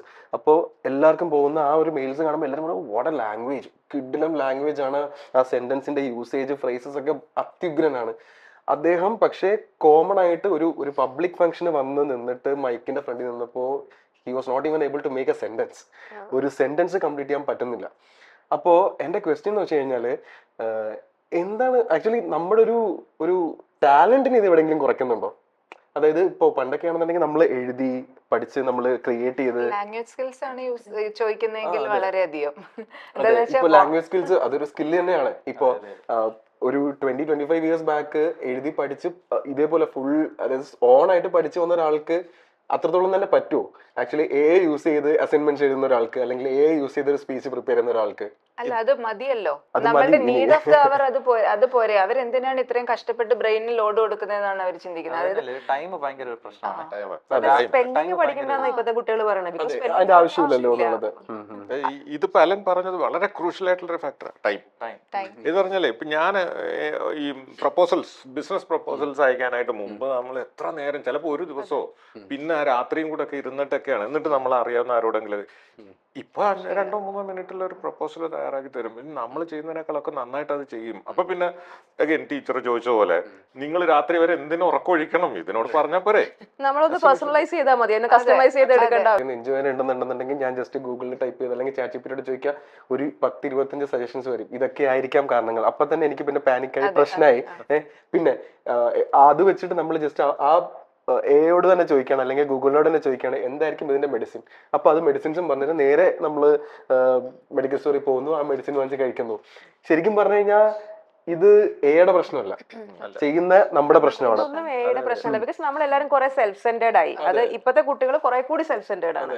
അവരിലേക്ക് തന്നെയാണ് അവർ നോക്കുന്നത്. സമയം സ്പെൻഡ് ചെയ്യണതും അവർ ഒറ്റയ്ക്കാണ്. അപ്പോൾ ഈ പ്രശ്നങ്ങളൊക്കെ നമ്മൾ കുറച്ചും കൂടി എക്സാജറേറ്റ് ചെയ്ത് കാണപ്പെടുന്നു. ഡിപ്രഷനൊക്കെ ഉള്ള കാര്യങ്ങൾ തന്നെയാണ് പലരും ആ ഫേസിൽ പോകുന്നത്. അവർക്ക് ഇപ്പൊ ആ നോളജ് ഒക്കെ വന്നു ഇതിനെ ഇങ്ങനെ പറയാമെന്നുള്ളത്. പണ്ട് നമ്മൾ ഇങ്ങനെ കരഞ്ഞിരിക്കുന്നു, അല്ലെങ്കിൽ മിണ്ടാതിരിക്കുന്നു, ഭക്ഷണം കഴിക്കാതിരിക്കുന്നു, ക്ഷീണിക്കുന്നു, ഇതൊക്കെ നമ്മൾ ഒന്നും അറിയാതെ കടന്നുപോയ സമയത്ത് അവർ അതിങ്ങനെ കാണുമ്പോഴേ പറയുന്നു I am going through this എന്ന് പറഞ്ഞിട്ട് കുറെ കൂടി എന്നെ അങ്ങ് ഞാൻ ഡിഫൈൻ ചെയ്യുകയാണ് മറ്റുള്ളവരുടെ മുമ്പിൽ. ഞാൻ ഇങ്ങനെയാണ്, so you have to behave like this to be എന്ന് പറയും. ഡിപ്രഷൻ ആണെങ്കിൽ പണ്ടത്തെ ആൾക്കാർ അതിൽ നിന്നും മാറണം എന്ന് ചിന്തിക്കുമായിരുന്നു. ഇപ്പം ഡിപ്രഷനിൽ തന്നെ, കാരണം മുറിക്കകത്ത് നിന്ന് പുറത്തിറങ്ങുന്നില്ല. അവർ ആ കംഫർട്ട് സോണിൽ അങ്ങ് ഇരിക്കുക. മറിച്ച് പേരൻസ് ആണെങ്കിൽ പോലും പുറത്തിറക്കാനായിട്ട് ശ്രമിക്കുന്നില്ല. അവർ ആ കംഫർട്ട് സോണിൽ അങ്ങ് ഇരിക്കുന്നു. ചിലപ്പം അവർ ഓൺലൈനിൽ അപ്പോഴായിരിക്കും ഈ ചാറ്റ് ബോട്ടിനോട് അവർ മനസ്സ് തുറന്ന് സംസാരിക്കുന്നു, അവരതിനുള്ള ഉത്തരം തരുന്നത്. സത്യം പറഞ്ഞാൽ ദേ ഡസൻറ്റ് കെയർ അറ്റ് ഓൾ, അല്ലേ? ഈവൻ എൻ്റെ ഒരു ഇമോഷൻ വെച്ചിട്ടായിരിക്കും എന്തെങ്കിലും ഒരു ഉത്തരം ചാറ്റ് തരുന്നത്. അല്ല, ജസ്റ്റ് അവരുടെ ഒരു മാനസികാവസ്ഥ പറഞ്ഞതിന് ശേഷം ജസ്റ്റ് ഒരു ഉത്തരം എന്ന രീതിയിൽ ഒരു കാര്യം പറയുന്നു എന്ന് മാത്രമേ ഉള്ളൂ. അപ്പൊ അവരെ കേൾക്കാനായിട്ട് ഒരാള്, അല്ലാതെ ഇവരെ പുറത്തിറക്കാൻ വേണ്ടിയിട്ട് പേരൻസ് ശ്രമിക്കാറില്ല. ഈവൻ ഫ്രണ്ട്സ് ആണെങ്കിൽ പോലും അവൻ എന്നും ഡിപ്രഷനാന്ന് പറഞ്ഞുകൊണ്ട് അവരും കൈ ഒഴിയും. പക്ഷെ അവർക്ക് അതിൽ നിന്ന് പുറത്തിറങ്ങാനായിട്ട് അവർക്ക് താല്പര്യം ഇല്ല എന്നുള്ളതാണ് സത്യം. ഇത് ശരിക്കും പറഞ്ഞാൽ wrong use of A I in medical field ആണ്. ഇങ്ങനെയല്ല ശരിക്കും പറഞ്ഞാൽ നമ്മൾ മെഡിക്കൽ ഫീൽഡിൽ എ ഐ ഉപയോഗിക്കേണ്ടത്. കറക്റ്റ് രീതിയിൽ സർജറീസ് പോലും ഇപ്പം എഐക്ക് ചെയ്യാൻ പറ്റുന്നുണ്ട്. പിന്നെ പേഴ്സണലൈസ്ഡ്, ഇപ്പം നമ്മുടെ ഫുൾ ഡേറ്റ ഇപ്പം എ ഐക്ക് ഉണ്ടെന്നുണ്ടെങ്കിൽ ഇപ്പം സ്മാർട്ട് വാച്ച് കൂടെ എങ്ങനെയാന്ന് വെച്ചാൽ നമ്മുടെ നമ്മുടെ വൈറ്റൽസിനെ അളക്കാൻ പറ്റും, നമ്മുടെ സട്ടിൽ ചേഞ്ചസ് ഇൻ ജീൻസിനെ അളക്കാൻ പറ്റും. അങ്ങനെ നമുക്കൊരു അലേർട്ട് തരാം, ഹേ നിവേദ്യ, ഇതൊരു ചെറിയൊരു വ്യത്യാസമുണ്ട്, please go consult A doctor, I can even book an appointment for you. ആ രീതിയിലായിരിക്കും ഇനി ഫ്യൂച്ചറിൽ എ ഐ വരെ ഉണ്ടാവുക മെഡിക്കൽ ഫീൽഡിൽ. ബട്ട് ഇപ്പൊ ഈ പറഞ്ഞത് totally wrong use of A I in അത് പബ്ലിക് ചെയ്യുന്ന റോങ് യൂസ്. ആക്ച്വലി ഹെൽത്തിൽ വളരെ നന്നായിട്ട് എ യൂസ് ചെയ്യപ്പെടുന്നുണ്ട്. ഇപ്പൊ നമ്മുടെ DNA കൂടി ഇപ്പൊ ക്യാൻസർ വരാനുള്ള സാധ്യത ഉണ്ടോ എന്ന് പ്രഡിക്ട് ചെയ്യുന്ന രീതികളും, അതുപോലെ റോബോട്ടിക് സർജറി, അമേരിക്കയിൽ ഇരിക്കുന്ന സർജൻ നമ്മുടെ ഇവിടെ നാട്ടിൽ കൊച്ചിയിൽ നടക്കുന്ന നീ സർജറീസ് ഓപ്പറേറ്റ് ചെയ്യുന്നു. അപ്പൊ അതൊക്കെ നടക്കുന്നുണ്ട്. അതാത് ഫീൽഡിൽ എക്സ്പെർട്ടൈസ് ഉള്ള ആൾക്കാർ യൂസ് ചെയ്യണം. പക്ഷെ ആ കോമൺ മാനിലേക്ക് വരുമ്പോ ആ യൂസേജ് തെറ്റി പോകുന്നുണ്ട്. ഹെൽത്ത് കെയറിൽ ഒരുപാട് നന്നായിട്ട് കൊണ്ടുവരുന്നുണ്ട്. പക്ഷെ ഈ പറഞ്ഞതുപോലെ ഇത് ആളുകൾ ഉപയോഗിക്കുമ്പം ഇപ്പൊ ഇന്റർനെറ്റിൽ നിന്ന് പെട്ടെന്ന് വിവരങ്ങൾ എടുത്ത് ഉപയോഗിക്കുന്നു എന്ന് പറയുന്ന പാർട്ട് നോക്കുമ്പോൾ ശരിയാണ്, അതിൽ പ്രശ്നങ്ങളുണ്ട്. നേരത്തെ അലീൻ ചോദിച്ചില്ലേ, ഇതിൽ എവിടെയാണ് ഇത് മാറ്റങ്ങൾ കൊണ്ടുവരിക എന്ന് വെച്ച് കഴിഞ്ഞാൽ തിരിച്ചു ചോദിക്കുന്ന എളുപ്പം, എവിടെ മാറ്റങ്ങൾ കൊണ്ടുവരില്ല എന്ന് ചോദിക്കുന്ന എളുപ്പം എല്ലായിടത്തും ഉണ്ട്. അതിൽ ഏറ്റവും പ്രധാനപ്പെട്ട ഒരു മേഖലയാണ് ഹെൽത്ത് കെയർ. നമ്മളിപ്പോൾ ഈ പറയുന്ന ഈ ഡോക്ടറുടെ ഇപ്പൊ നമുക്ക് ഇവിടെ ഈസിലി ഡോക്ടേഴ്സും ഹെൽത്ത് കെയർ ഫെസിലിറ്റീസും അവൈലബിൾ ആണെന്ന പോലെ ലോകത്ത് എവിടെയില്ല ശരിക്കും. അവിടെ പലയിടത്തും നമ്മൾ ചെല്ലുമ്പോൾ ഡോക്ടറുടെ അപ്പോയിന്റ്മെന്റ് കിട്ടാൻ 2 മാസമൊക്കെ വെയിറ്റ് ചെയ്യണമെന്ന്.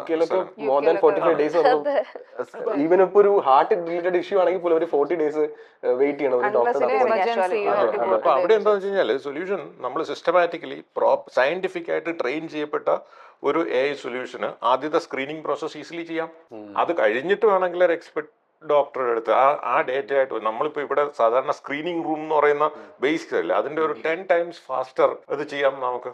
AI സൊല്യൂഷൻസ് വെച്ചിട്ട് ചെയ്യാം. അങ്ങനെയൊക്കെ ഒരുപാട് ഈ മാറ്റങ്ങൾ ഹെൽത്ത് കെയറിലായാലും എവിടെയായാലും AI ഈ തെറ്റിദ്ധരിക്കപ്പെടുന്ന ഈ സാധാരണക്കാരുടെ യൂസ് ഉണ്ടല്ലോ, അത് സത്യം പറഞ്ഞാൽ കുട്ടികളെക്കാളും യങ്സ്റ്റേഴ്സിനേക്കാളും ഒക്കെ ബാധിക്കുന്നത് പ്രായമായ ആൾക്കാരെ. കാരണം അവർക്ക് തിരിച്ചറിയാൻ പറ്റുന്നില്ല ഇത് ഫേക്ക് ആണോ ജെനുവിൻ ആണോ. വരുന്ന ഫേസ്ബുക്കിൽ വരുന്ന ഒരു വീഡിയോ കാണുമ്പോൾ അവരതങ്ങ് വിശ്വസിക്കുന്നു. അതേപോലെ തന്നെ അത് ഫോർവേഡ് ചെയ്യുന്നു, ഷെയർ ഫോർവേഡ് അതെ, ചെയ്യുന്നു. അതെ. അതുകൊണ്ട് അതിപ്പോ നമ്മുടെ മീഡിയയിൽ ഒരു വാർത്ത വരുന്നതും അതുണ്ട്.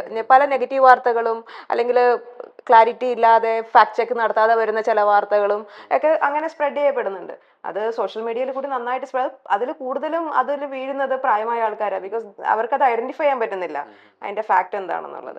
അതിലും മിടുക്കന്മാർ ചിലപ്പോൾ നമ്മുടെ യങ്സ്റ്റേഴ്സ് ആയിരിക്കും, അവർക്ക് ഒറ്റ നോട്ടത്തിൽ തിരിച്ചറിയാൻ പറ്റുന്നുണ്ട്. ഫേക്ക് ആണോ എന്നുള്ളത്. ഇപ്പോ എന്തായാലും AI ആണ് നമ്മുടെ ഫ്യൂച്ചർ എന്ന് നമുക്കറിയാം അല്ലെ. നമ്മൾ ഗൂഗിൾ ടെക്നോളജി എന്ത് തന്നെ ആയിക്കോട്ടെ, നമ്മൾ ചോദിക്കുന്ന ചോദ്യങ്ങൾക്ക് ഉത്തരം തരുന്നു അല്ലെ. നമ്മുടെ കൺഫ്യൂഷൻസ് അവർ മാറ്റി തരുന്നു, അല്ലെന്നുണ്ടെങ്കിൽ നമ്മുടെ ഡൗട്ട്സ് അവർ ക്ലിയർ ചെയ്ത് തരുന്നു. വേൾഡിൽ എന്തൊക്കെ നടക്കുന്നു അതൊക്കെ ചോദിക്കുന്നു, നമുക്ക് അതിനൊക്കെ ഉത്തരം കിട്ടുന്നു എന്നുള്ളത് കറക്റ്റാ.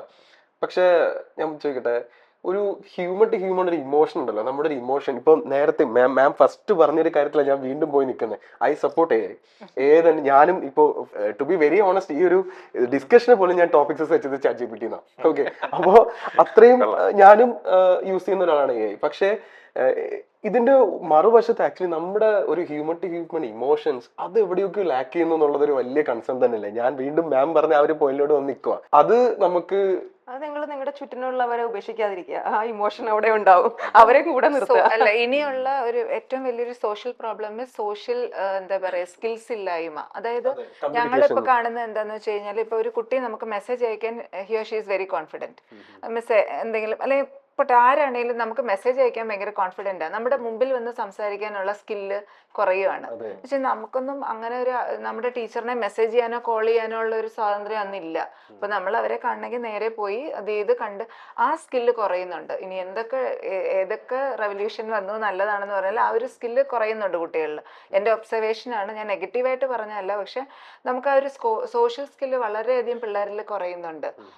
പിന്നെ ഈ ഒരു ഗാഡ്ജറ്റ് നമ്മളെല്ലാവരും അതിന്റെ തടവിലാണ്. ശരിക്കും പറഞ്ഞാൽ ഇപ്പൊ വീട്ടിൽ ചെന്നു നമ്മൾ കമ്മ്യൂണിക്കേഷൻ ഇമ്പോർട്ടന്റ് ആണ്. അതിനിപ്പോ ഏത് AI വന്നാലും ഏത് ഇത് വന്നാലും അത് ഇമ്പോർട്ടന്റ് ആണ്. മെന്റൽ ഹെൽത്തിനെ ബാധിക്കുന്നതിന്റെ ഒരു പ്രധാന കാരണം കമ്മ്യൂണിക്കേഷൻ ഇല്ലായ്മയാണ്. പലൻ ചോദിച്ചു എന്തുകൊണ്ട് ആ പേരൻസ് അവരെ ട്രൈ ചെയ്യുന്നില്ല. പേരൻസിന് ഞാനൊരു ഒരുപാട് പേരൻസിനെ കാണുന്നതുകൊണ്ട് അവർ പറയുന്നൊരു കാര്യമുണ്ട്, ഞങ്ങൾ പറഞ്ഞാൽ കേൾക്കില്ല, ഞങ്ങൾക്ക് പേടിയാണ്. ആ കുട്ടി ഇപ്പൊ പറഞ്ഞല്ലോ സൂയിസൈഡൽ ടെൻഡൻസി ഒക്കെ ഒരുപാട് പേര് കാണിക്കുന്നുണ്ട് കുട്ടികൾ. അപ്പൊ അതൊക്കെ എവിടെയോ നമ്മൾക്കും ഒരു as a teacher as a parent are we having that responsibility. നമ്മൾ എന്തുകൊണ്ട് ആ റെസ്പോൺസിബിലിറ്റി എടുക്കുന്നില്ല? എൻ്റെ കുട്ടി തെറ്റ് ചെയ്താൽ എനിക്ക് എന്തുകൊണ്ട് അവനെയോ അവളെയോ വഴക്ക് പറയാനുള്ള ധൈര്യമില്ല? അത് എന്തൊക്കെയോ ഒരു മിസ്സിങ് ഉണ്ടെന്ന് എനിക്ക് തോന്നാറുണ്ട്.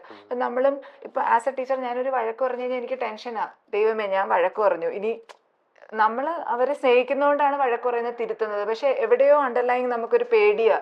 പണ്ട് കുട്ടികളെ വഴക്ക് പറയുന്നതിൽ ഇപ്പൊ പറയാൻ പറ്റുമോ? നമുക്കൊരു ടെൻഷനാണ്. അത് ഒരു പേരന്റിന്റെ ഒരു ടീച്ചറിന്റെ ഒക്കെ ടെൻഷൻ അത് തന്നെയാണ്.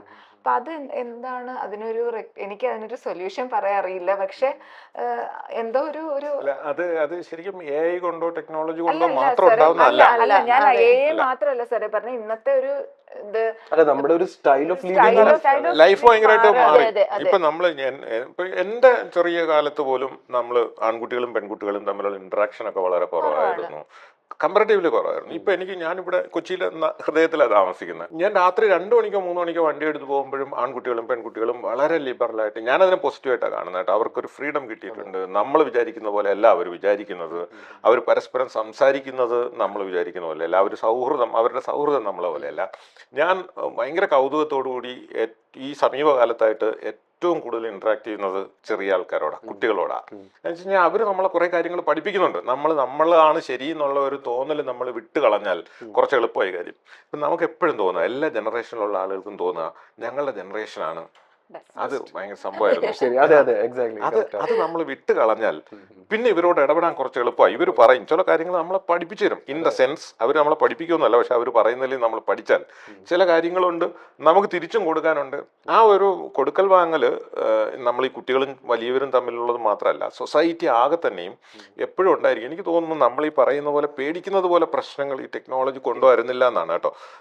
അതുകൊണ്ടാണ് ഞാൻ പറഞ്ഞത്, ഇവിടെയൊക്കെ ഒരുമിച്ച് നടക്കുന്ന ഫോണൊന്നും കയ്യിലൊന്നും ഇല്ലാതെയൊക്കെ തന്നെ ഒരുമിച്ച് സന്തോഷമായിട്ട് ചിരിച്ച് കളിച്ച് നടക്കുന്ന ആളുകളെ കാണാം. പക്ഷെ നമ്മൾ കൂടുതൽ ശ്രദ്ധിക്കുക ഈ ഫോണിൽ നമ്മൾ എപ്പോഴും ഇരിക്കുന്നതാണ്. കാരണം നമ്മൾ തന്നെ അങ്ങനെയാണ്. ചിലപ്പം ഫോണിൽ ഒരുപാട് ഇരിക്കുന്നു, സംസാരിക്കുന്നു, പക്ഷെ അതൊന്നും അല്ലാതെ രസമായിട്ട് നടക്കുന്ന ആളുകളും ചെറുപ്പക്കാരും വലിയവരും ഒക്കെ ഉണ്ട്. അതെപ്പോഴും ഉണ്ടാകും.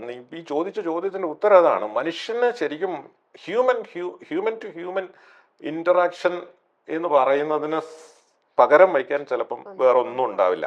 നമ്മള് ചാറ്റ് ചെയ്യുമ്പോ നമ്മളൊരു സോളിനോടല്ല സംസാരിക്കുന്നത്, Just ഒരു something like A machine mirror. Exactly. അതാ അങ്ങനെ വിചാരിക്കും. ഇനി ഒരു വേറൊരു തമാശ ഉണ്ട്. ഇപ്പൊ നമ്മളിത് പറയുമ്പോഴും ഇപ്പൊ നമുക്ക് ഏറ്റവും ഇഷ്ടമുള്ള ഒരാളുടെ ശരീരത്ത് നമ്മൾ തൊട്ടിട്ട് സംസാരിക്കുന്നത് പോലുള്ള ഒന്നും ഇതൊന്നും തരാൻ പോകുന്നില്ല.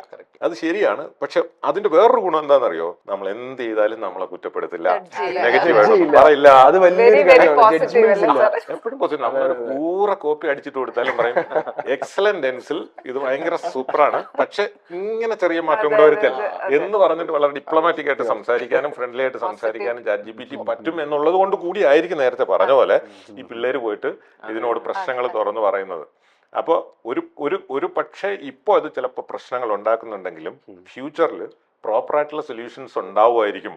ഇങ്ങനെ ഞാനൊരു എൻ്റെ ഒരു സൈക്കോളജിക്കൽ ഇഷ്യൂ പോയി പറയുവാണെങ്കിൽ അതിനെ ഇപ്പോൾ ഉള്ളതിനേക്കാൾ കുറച്ചുകൂടെ mature ആയിട്ട് കൈകാര്യം ചെയ്യുന്ന സൊല്യൂഷൻസ് ആയിരിക്കും ഇവോൾവ് ചെയ്ത് വരിക എന്ന് എനിക്ക് തോന്നുന്നു. സാറ് പറഞ്ഞ പോലെ പിള്ളേരുടെ അടുത്ത് സംസാരിക്കുന്നത് ഞാൻ എപ്പോഴും പറയാം, നമ്മൾ ടീച്ചേഴ്സ് പ്രായമാവുന്നത് വളരെ പയ്യാണ്. ഞങ്ങളുടെ ഏജിങ് വളരെ കുറവാണ്. പയ്യ എന്ന് വെച്ചാൽ യങ് എന്നല്ല, പയ്യെ നമ്മളുടെ ഏജിങ്ങും കമ്പാരിറ്റീവ്ലി അതായത് നമ്മൾ ഇവരുടെ അടുത്ത് സംസാരിക്കുമ്പം എന്തെങ്കിലും പറഞ്ഞു കഴിഞ്ഞാൽ നമ്മൾ ഇത് ചെയ്താൽ അപ്പൊ ആ ഒരു അവരുടെ ആ ഒരു റെസിപ്രിക്കേറ്റ് ചെയ്യുന്ന ഒരു വേ ഉണ്ടല്ലോ, അത് ഭയങ്കര നല്ല. അതുപോലെ ഈ UGയും PGയും തമ്മിൽ, അണ്ടർ ഗ്രാജുവേറ്റും പോസ്റ്റ് ഗ്രാജുവേറ്റും തമ്മിൽ, പോസ്റ്റ് ഗ്രാജുവേറ്റ് കുട്ടികൾ എപ്പോഴും ഇത്തിരി മസിൽ പിടിച്ച് ഇത്തിരി സീരിയസ് ആയിട്ടിരിക്കും. മറ്റേ അണ്ടർ ഗ്രാജുവേറ്റ് പിള്ളേർ തന്നെ ഫുൾ ഓഫ് എനർജിയാണ്. അപ്പം നമ്മൾ ക്ലാസ് ഒക്കെ എടുത്തുകൊണ്ടിരിക്കുമ്പോഴും നമ്മൾ എന്തെങ്കിലും പറഞ്ഞു കഴിഞ്ഞാൽ ഇവര് അപ്പം ആ ടീച്ചേഴ്സ് നമുക്ക് വരേണ്ട ചേഞ്ചസ് സാറ് പറഞ്ഞാൽ നമുക്ക് ഒരുപാട് പഠിക്കാനുണ്ട്. അപ്പോൾ നമ്മൾ എന്തെങ്കിലും പറയുമ്പോഴത്തേക്ക് അത് പണ്ടത്തെ ഇപ്പം ഞാനൊരു അധ്യാപകൻ പഠിപ്പിക്കുന്നത് തെറ്റാണെങ്കിൽ ഞാൻ ഒരിക്കലും സാർ തെറ്റാണല്ലോ എന്ന് പറയാനുള്ള ഒരു ഇതെനിക്കില്ല. നമ്മളുടെ ഒരു സിസ്റ്റം ഓഫ് ബ്രിങ്ങിങ് അപ്പ് അങ്ങനെയാണ്. അപ്പം അങ്ങനെ ആയിരിക്കില്ലേ എന്ന് വളരെ ഇതിൽ പറയും. ഇന്നത്തെ പിള്ളേരാണെങ്കിൽ ഒരു മിസ് അത് തെറ്റാണ് കേട്ടോ, അത് ശരിയല്ല ചെയ്തത്, അത് വളരെ ബ്ലണ്ടായിട്ട് പറയും. പക്ഷെ അത് എടുക്കാനുള്ള ഒരു ഇത് ഇന്ന് ടീച്ചേഴ്സിന് ഇല്ലെങ്കിൽ ഭയങ്കര ബുദ്ധിമുട്ടാണത്. പക്ഷെ ടീച്ചറോടും അച്ഛനോടും പറയും കേട്ടോ, അമ്മമാരോടും എല്ലാരോടും. ആസ് എ പേരന്റ് ഞാൻ എപ്പോഴും ഞാൻ എന്തെങ്കിലും പറയുമ്പോഴത്തേക്കും ഇമോഷണൽ ഡ്രാമ പിള്ളേര് അങ്ങനെയാണ് അതിനെ എടുക്കുന്നത്. പക്ഷെ നമ്മൾ ആ ഒരു ലെവലിലേക്ക് അവരുടെ അടുത്ത് നിൽക്കുമ്പോൾ ശരിക്കും നമുക്കത് ഇത് ചെയ്യാൻ പറ്റും. അങ്ങനെ ഇത് ചെയ്യുന്ന പിള്ളേരെ നമുക്കിങ്ങനെ ഞാൻ പറയാം, നമുക്ക് അവരുമായിട്ടൊന്ന് കണക്ട് ചെയ്യാൻ പറ്റിയ നമ്മുടെ കൂടെ വരും അവര്. അങ്ങനത്തെ ഒരു ജനറേഷൻ. ശരിക്കും പറഞ്ഞു കഴിഞ്ഞാൽ ഈ ജനറേഷൻ ഗ്യാപ്പ് എന്ന് പറയുന്നത് തന്നെ വെറുതെ അല്ലേ? അത് നമ്മുടെ മനസ്സിലുള്ള ഒരു കാര്യമല്ലേ അല്ലേ? ഈ കുട്ടികളിൽ മാത്രമല്ല ഈ ചേഞ്ചസ് ഒക്കെ എല്ലാവരിലും വരുന്നുണ്ട്. അതായത് ഇപ്പത്തെ ഗ്രാൻഡ് പാരന്റ്സ് ഡിഫറെന്റ് ആണ്, ഇപ്പത്തെ പാരന്റ്സ് ഡിഫറെന്റ് ആണ്. അതായത് എനിക്ക് എന്റെ അമ്മുമ്മ പറഞ്ഞു തന്ന കഥയിലേ എനിക്ക് രാമായണം അറിയുള്ളൂ, അല്ലാണ്ട് ഞാൻ രാമായണം എനിക്ക് രാമന്റെ കഥയും സീതയുടെ കഥയും എന്ന് പറഞ്ഞാൽ എന്റെ അമ്മുമ്മ ഞാൻ ഉറങ്ങുന്ന സമയത്ത് കൂടെ കിടക്കുമ്പോൾ പറഞ്ഞു തരുന്ന കഥകൾ. എന്റെ കുട്ടികൾക്ക് എന്റെ അച്ഛനും അമ്മയും ആ കഥ പറഞ്ഞു കൊടുത്തിട്ടില്ല, അവർക്ക് അറിയൂല ഈ കഥകളൊന്നും. അപ്പോൾ അത് ഈ നമ്മുടെ മേലുള്ള ജനറേഷനിലും ഉണ്ട് ആ ചേഞ്ച്, നമുക്കും ഉണ്ട് ആ ചേഞ്ച്. ഡെഫിനറ്റ്ലി അതിൽ കൂടുതലായിരിക്കും നമ്മുടെ താഴെ വരുന്നവർക്ക്. അവരുടെ അടുത്ത് നമ്മൾ അനിമേനെ കുറിച്ച് പറഞ്ഞാൽ അവര് കേൾക്കും. ക്ലാസ്സിൽ പോയിട്ട് നമ്മള് പണ്ട് രാമായണം മഹാഭാരതം പറഞ്ഞ who is going to hear. അപ്പൊ നമ്മള് അതാ ഞാൻ പറഞ്ഞത്, നമ്മളിൽ ആ ചേഞ്ചസ് വന്നാൽ നമുക്ക് റിലേറ്റ് ചെയ്യാൻ എളുപ്പമാണ് അവരുമായിട്ട്. അല്ലെങ്കിൽ ഭയങ്കര ബുദ്ധിമുട്ടാണ് അവരുടെ ആ ലാംഗ്വേജ് ഇതും നമുക്ക് മനസ്സിലായില്ലെങ്കിൽ. പലപ്പോഴും ഞാൻ കണ്ടിട്ടുണ്ട് ടീച്ചേഴ്സ് ഇങ്ങനെ അവർ പറയുന്നത് അവര് അങ്ങനെയാണ് അവരിങ്ങനെയാണ്. നമ്മൾ അധ്യാപകർ കുറച്ച് ഈ ക്രിട്ടിക്കൽ തിങ്കേഴ്സ് ആണ്, എല്ലാത്തിനും ഇങ്ങനെ ഒരു ഇത് കണ്ടുപിടിക്കുന്നവരാണ്. ഇൻക്ലൂഡിങ് ഞാൻ എന്നെയും കൂടെ നിർത്തിയ ഒരു സമൂഹത്തിനാണ് പറയുന്നത്. പക്ഷെ ഞാൻ എപ്പോഴും എൻ്റെ അനുഭവത്തിൽ നമ്മൾ കണക്ട് ചെയ്ത അവർ നമ്മുടെ കൂടെ ഉണ്ടാവും. ഇത് പറഞ്ഞാൽ കേൾക്കും, വഴക്ക് പറഞ്ഞാൽ കേൾക്കും. ക്ലിയർ ആക്കുക, നമ്മളുടെ റൂൾസ് ആൻഡ് റെഗുലേഷൻസ് ആദ്യമേ ക്ലിയർ ആക്കിയ സെറ്റാണ് അവർ. കുറെ കൂടി സ്ട്രെയിറ്റ് ഫോർവേഡ് ആണ്. അതെ ബ്ലണ്ട് ആണ്, സ്ട്രെയിറ്റ് ഫോർവേഡ് ആണ്. മനസ്സിലൊന്നുമില്ല അവരുടെ. മീൻസ് അവരങ്ങ് പറയും മിസ് ഇത് ശരിയല്ല, അത് ഇതല്ല, അത് വളരെ. പക്ഷെ ആദ്യമൊക്കെ നമുക്ക് കേൾക്കുമ്പോൾ എന്താ ഇങ്ങനെ തോന്നും. പക്ഷെ പിന്നീട് നമുക്ക് മനസ്സിലാവും അവർ പറയുന്ന വളരെ. അതുപോലെ ഞാൻ ശ്രദ്ധിച്ചൊരു കാര്യം എന്ന് പറഞ്ഞാൽ ഇവരുടെ ഫേസിൽ ഒരു എക്സ്പ്രഷൻ ഉണ്ടാവില്ല. ഇവർ പറയുന്നുണ്ട്, പ്രോസസ്സ് ചെയ്യുന്നുണ്ട് കംപ്ലീറ്റ്. നമ്മൾ പറയുന്ന ഇപ്പൊ നമ്മൾ വഴക്കാ പറയുന്നെങ്കിൽ അവരത് പ്രോസസ്സ് ചെയ്യുന്നുണ്ട്, എല്ലാം ഉണ്ട്. പക്ഷെ ഫേസ് ഭയങ്കര സ്റ്റോൺ ഫേസ് ആയിരിക്കും. അപ്പൊ ആദ്യമൊക്കെ നമുക്ക് ബുദ്ധിമുട്ടാണ്. ഇപ്പൊ എൻ്റെ വീട്ടിലും ഇങ്ങനെ കണ്ടു തുടങ്ങിയപ്പോ നമ്മൾ അതിനെ ഒന്ന് ശ്രദ്ധിക്കാൻ തുടങ്ങിയത് എന്താണ്, അപ്പം ഇതാണ് ജെൻസി, ജെൻ ആൽഫ എന്ന് നമുക്ക് മനസ്സിലാക്കാൻ പറ്റും. അതായത് അവർ പ്രോസസ് ചെയ്യുന്നുണ്ട്, but they are not expressing. അവര് മുഖത്തിപ്പം എന്നെയൊക്കെ ഒരാൾ വഴക്ക് പറഞ്ഞാൽ എന്റെ മുഖം പെട്ടെന്ന്, നമ്മളുടെ എല്ലാവരുടെയും എങ്ങനെയാണെന്ന് എനിക്ക് തോന്നുന്നു, നമുക്ക് ആ ഇമോഷൻസ് പെട്ടെന്ന് വരും. പക്ഷെ ഈ കുട്ടികളുടെ അടുത്ത് നമ്മൾ വഴക്ക് പറഞ്ഞാലും അപ്പം നമ്മൾ പറയും, വഴക്ക് പറയുമ്പോൾ ഇവരിങ്ങനെ സ്റ്റബണായിട്ട് നിൽക്കുവാണെന്ന് തോന്നും. പക്ഷെ അല്ല, ദേ ആർ പ്രോസസ്സിങ്. സാർ പറഞ്ഞ പോലെ they are more sensible, focused. അതെ.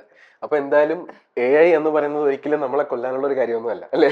നമുക്കൊരു വിപത്തായിട്ട് വരുന്ന ഒരു കാര്യമൊന്നുമല്ല. ഓഫ് കോഴ്സ് അത് ഫ്യൂച്ചറിൽ നമുക്ക് ഒത്തിരി യൂസ്ഫുൾ ആയിട്ടുള്ള, മാൻകൈൻഡിന്, മനുഷ്യരാശിക്ക് തന്നെ ഒരുപാട് യൂസ്ഫുൾ ആയിട്ടുള്ള ഒരു കാര്യമാണ്. ഈ പറഞ്ഞ പോലെ ആയിട്ട് നമുക്ക് ടൈം കുറയ്ക്കാം, നമുക്ക് കുറച്ചുകൂടെ എഫക്റ്റീവ് ആയിട്ട് കാര്യങ്ങൾ മനസ്സിലാക്കി എടുക്കാം, കുറെ നമുക്ക് പഠിക്കാം. ഇനിയുള്ള ഫ്യൂച്ചറിലാണെ പോലും ഇപ്പോഴത്തെ ജനറേഷനാണ്, പിള്ളേരാണ് ഇനിയുള്ള ഏസും ഫ്യൂച്ചറിലെ കണ്ടുപിടിക്കേണ്ട ആൾക്കാർ. അപ്പൊ ഇതിന്റെ പ്രയർ ആയിട്ട് എന്തൊക്കെയുണ്ടെന്ന് അവർ അറിഞ്ഞിരിക്കണം. അപ്പൊ നമ്മളെല്ലാം പഠിക്കുന്നതിന്റെ കാര്യം അത് തന്നെയാണ്. കാരണം ഇതെല്ലാം അറിഞ്ഞെങ്കിൽ മാത്രമേ നമുക്ക് ഫ്യൂച്ചർ ഉണ്ടാക്കാൻ പറ്റുള്ളൂ. ഇവിടെ തുടങ്ങി, അതെ, എവിടെ തുടങ്ങിയെന്ന് നമുക്ക് അറിഞ്ഞാലേ, നമ്മൾ എന്തെങ്കിലും തുടങ്ങി എവിടെ എത്തി, ഇവിടം വരെയുള്ള കാര്യം അറിഞ്ഞാലേ നമുക്ക് ഫ്യൂച്ചർ നമുക്ക് ഉണ്ടാക്കാനായിട്ട് പറ്റുള്ളൂ. ഇപ്പോഴത്തെ പിള്ളേർ AI ഒക്കെ യൂസ് ചെയ്ത് വളരണം. കാരണം അവരും അത് അറിഞ്ഞാലേ അവരെ കൊണ്ട് പിന്നീട് ഒരു ഫ്യൂച്ചർ ഉണ്ടാക്കാനായിട്ട് പറ്റത്തുള്ളൂ. എനിക്ക് തോന്നുന്നത് ചക്രത്തിനും ഇലക്ട്രിസിറ്റിക്കും ശേഷമുള്ള ഏറ്റവും വലിയ റെവല്യൂഷൻ ആയിരിക്കും AI കൊണ്ടുവരിക എന്നുള്ളതാണ്. അപ്പൊ എന്തായാലും ഒരു ഭയങ്കര ഫ്രൂട്ട്ഫുൾ ആയിട്ടൊരു കോൺവെർസേഷൻ ആയിരുന്നു, അല്ലെ? കുറെ ഇൻഫർമേഷൻസ് നമുക്ക് ഡിസ്കസ് ചെയ്യാൻ പറ്റി, നമുക്ക് ഒരുപാട് കാര്യങ്ങളെ പറ്റി സംസാരിക്കാൻ പറ്റി. Thank you so much. അപ്പോൾ കണ്ടുകൊണ്ടിരിക്കുന്നവർക്കും ഇതൊരു ഇൻഫോർമേറ്റീവ് ആയിട്ട് സെഷൻ തന്നെ ആയിരിക്കും. Thank you so much. Thank you.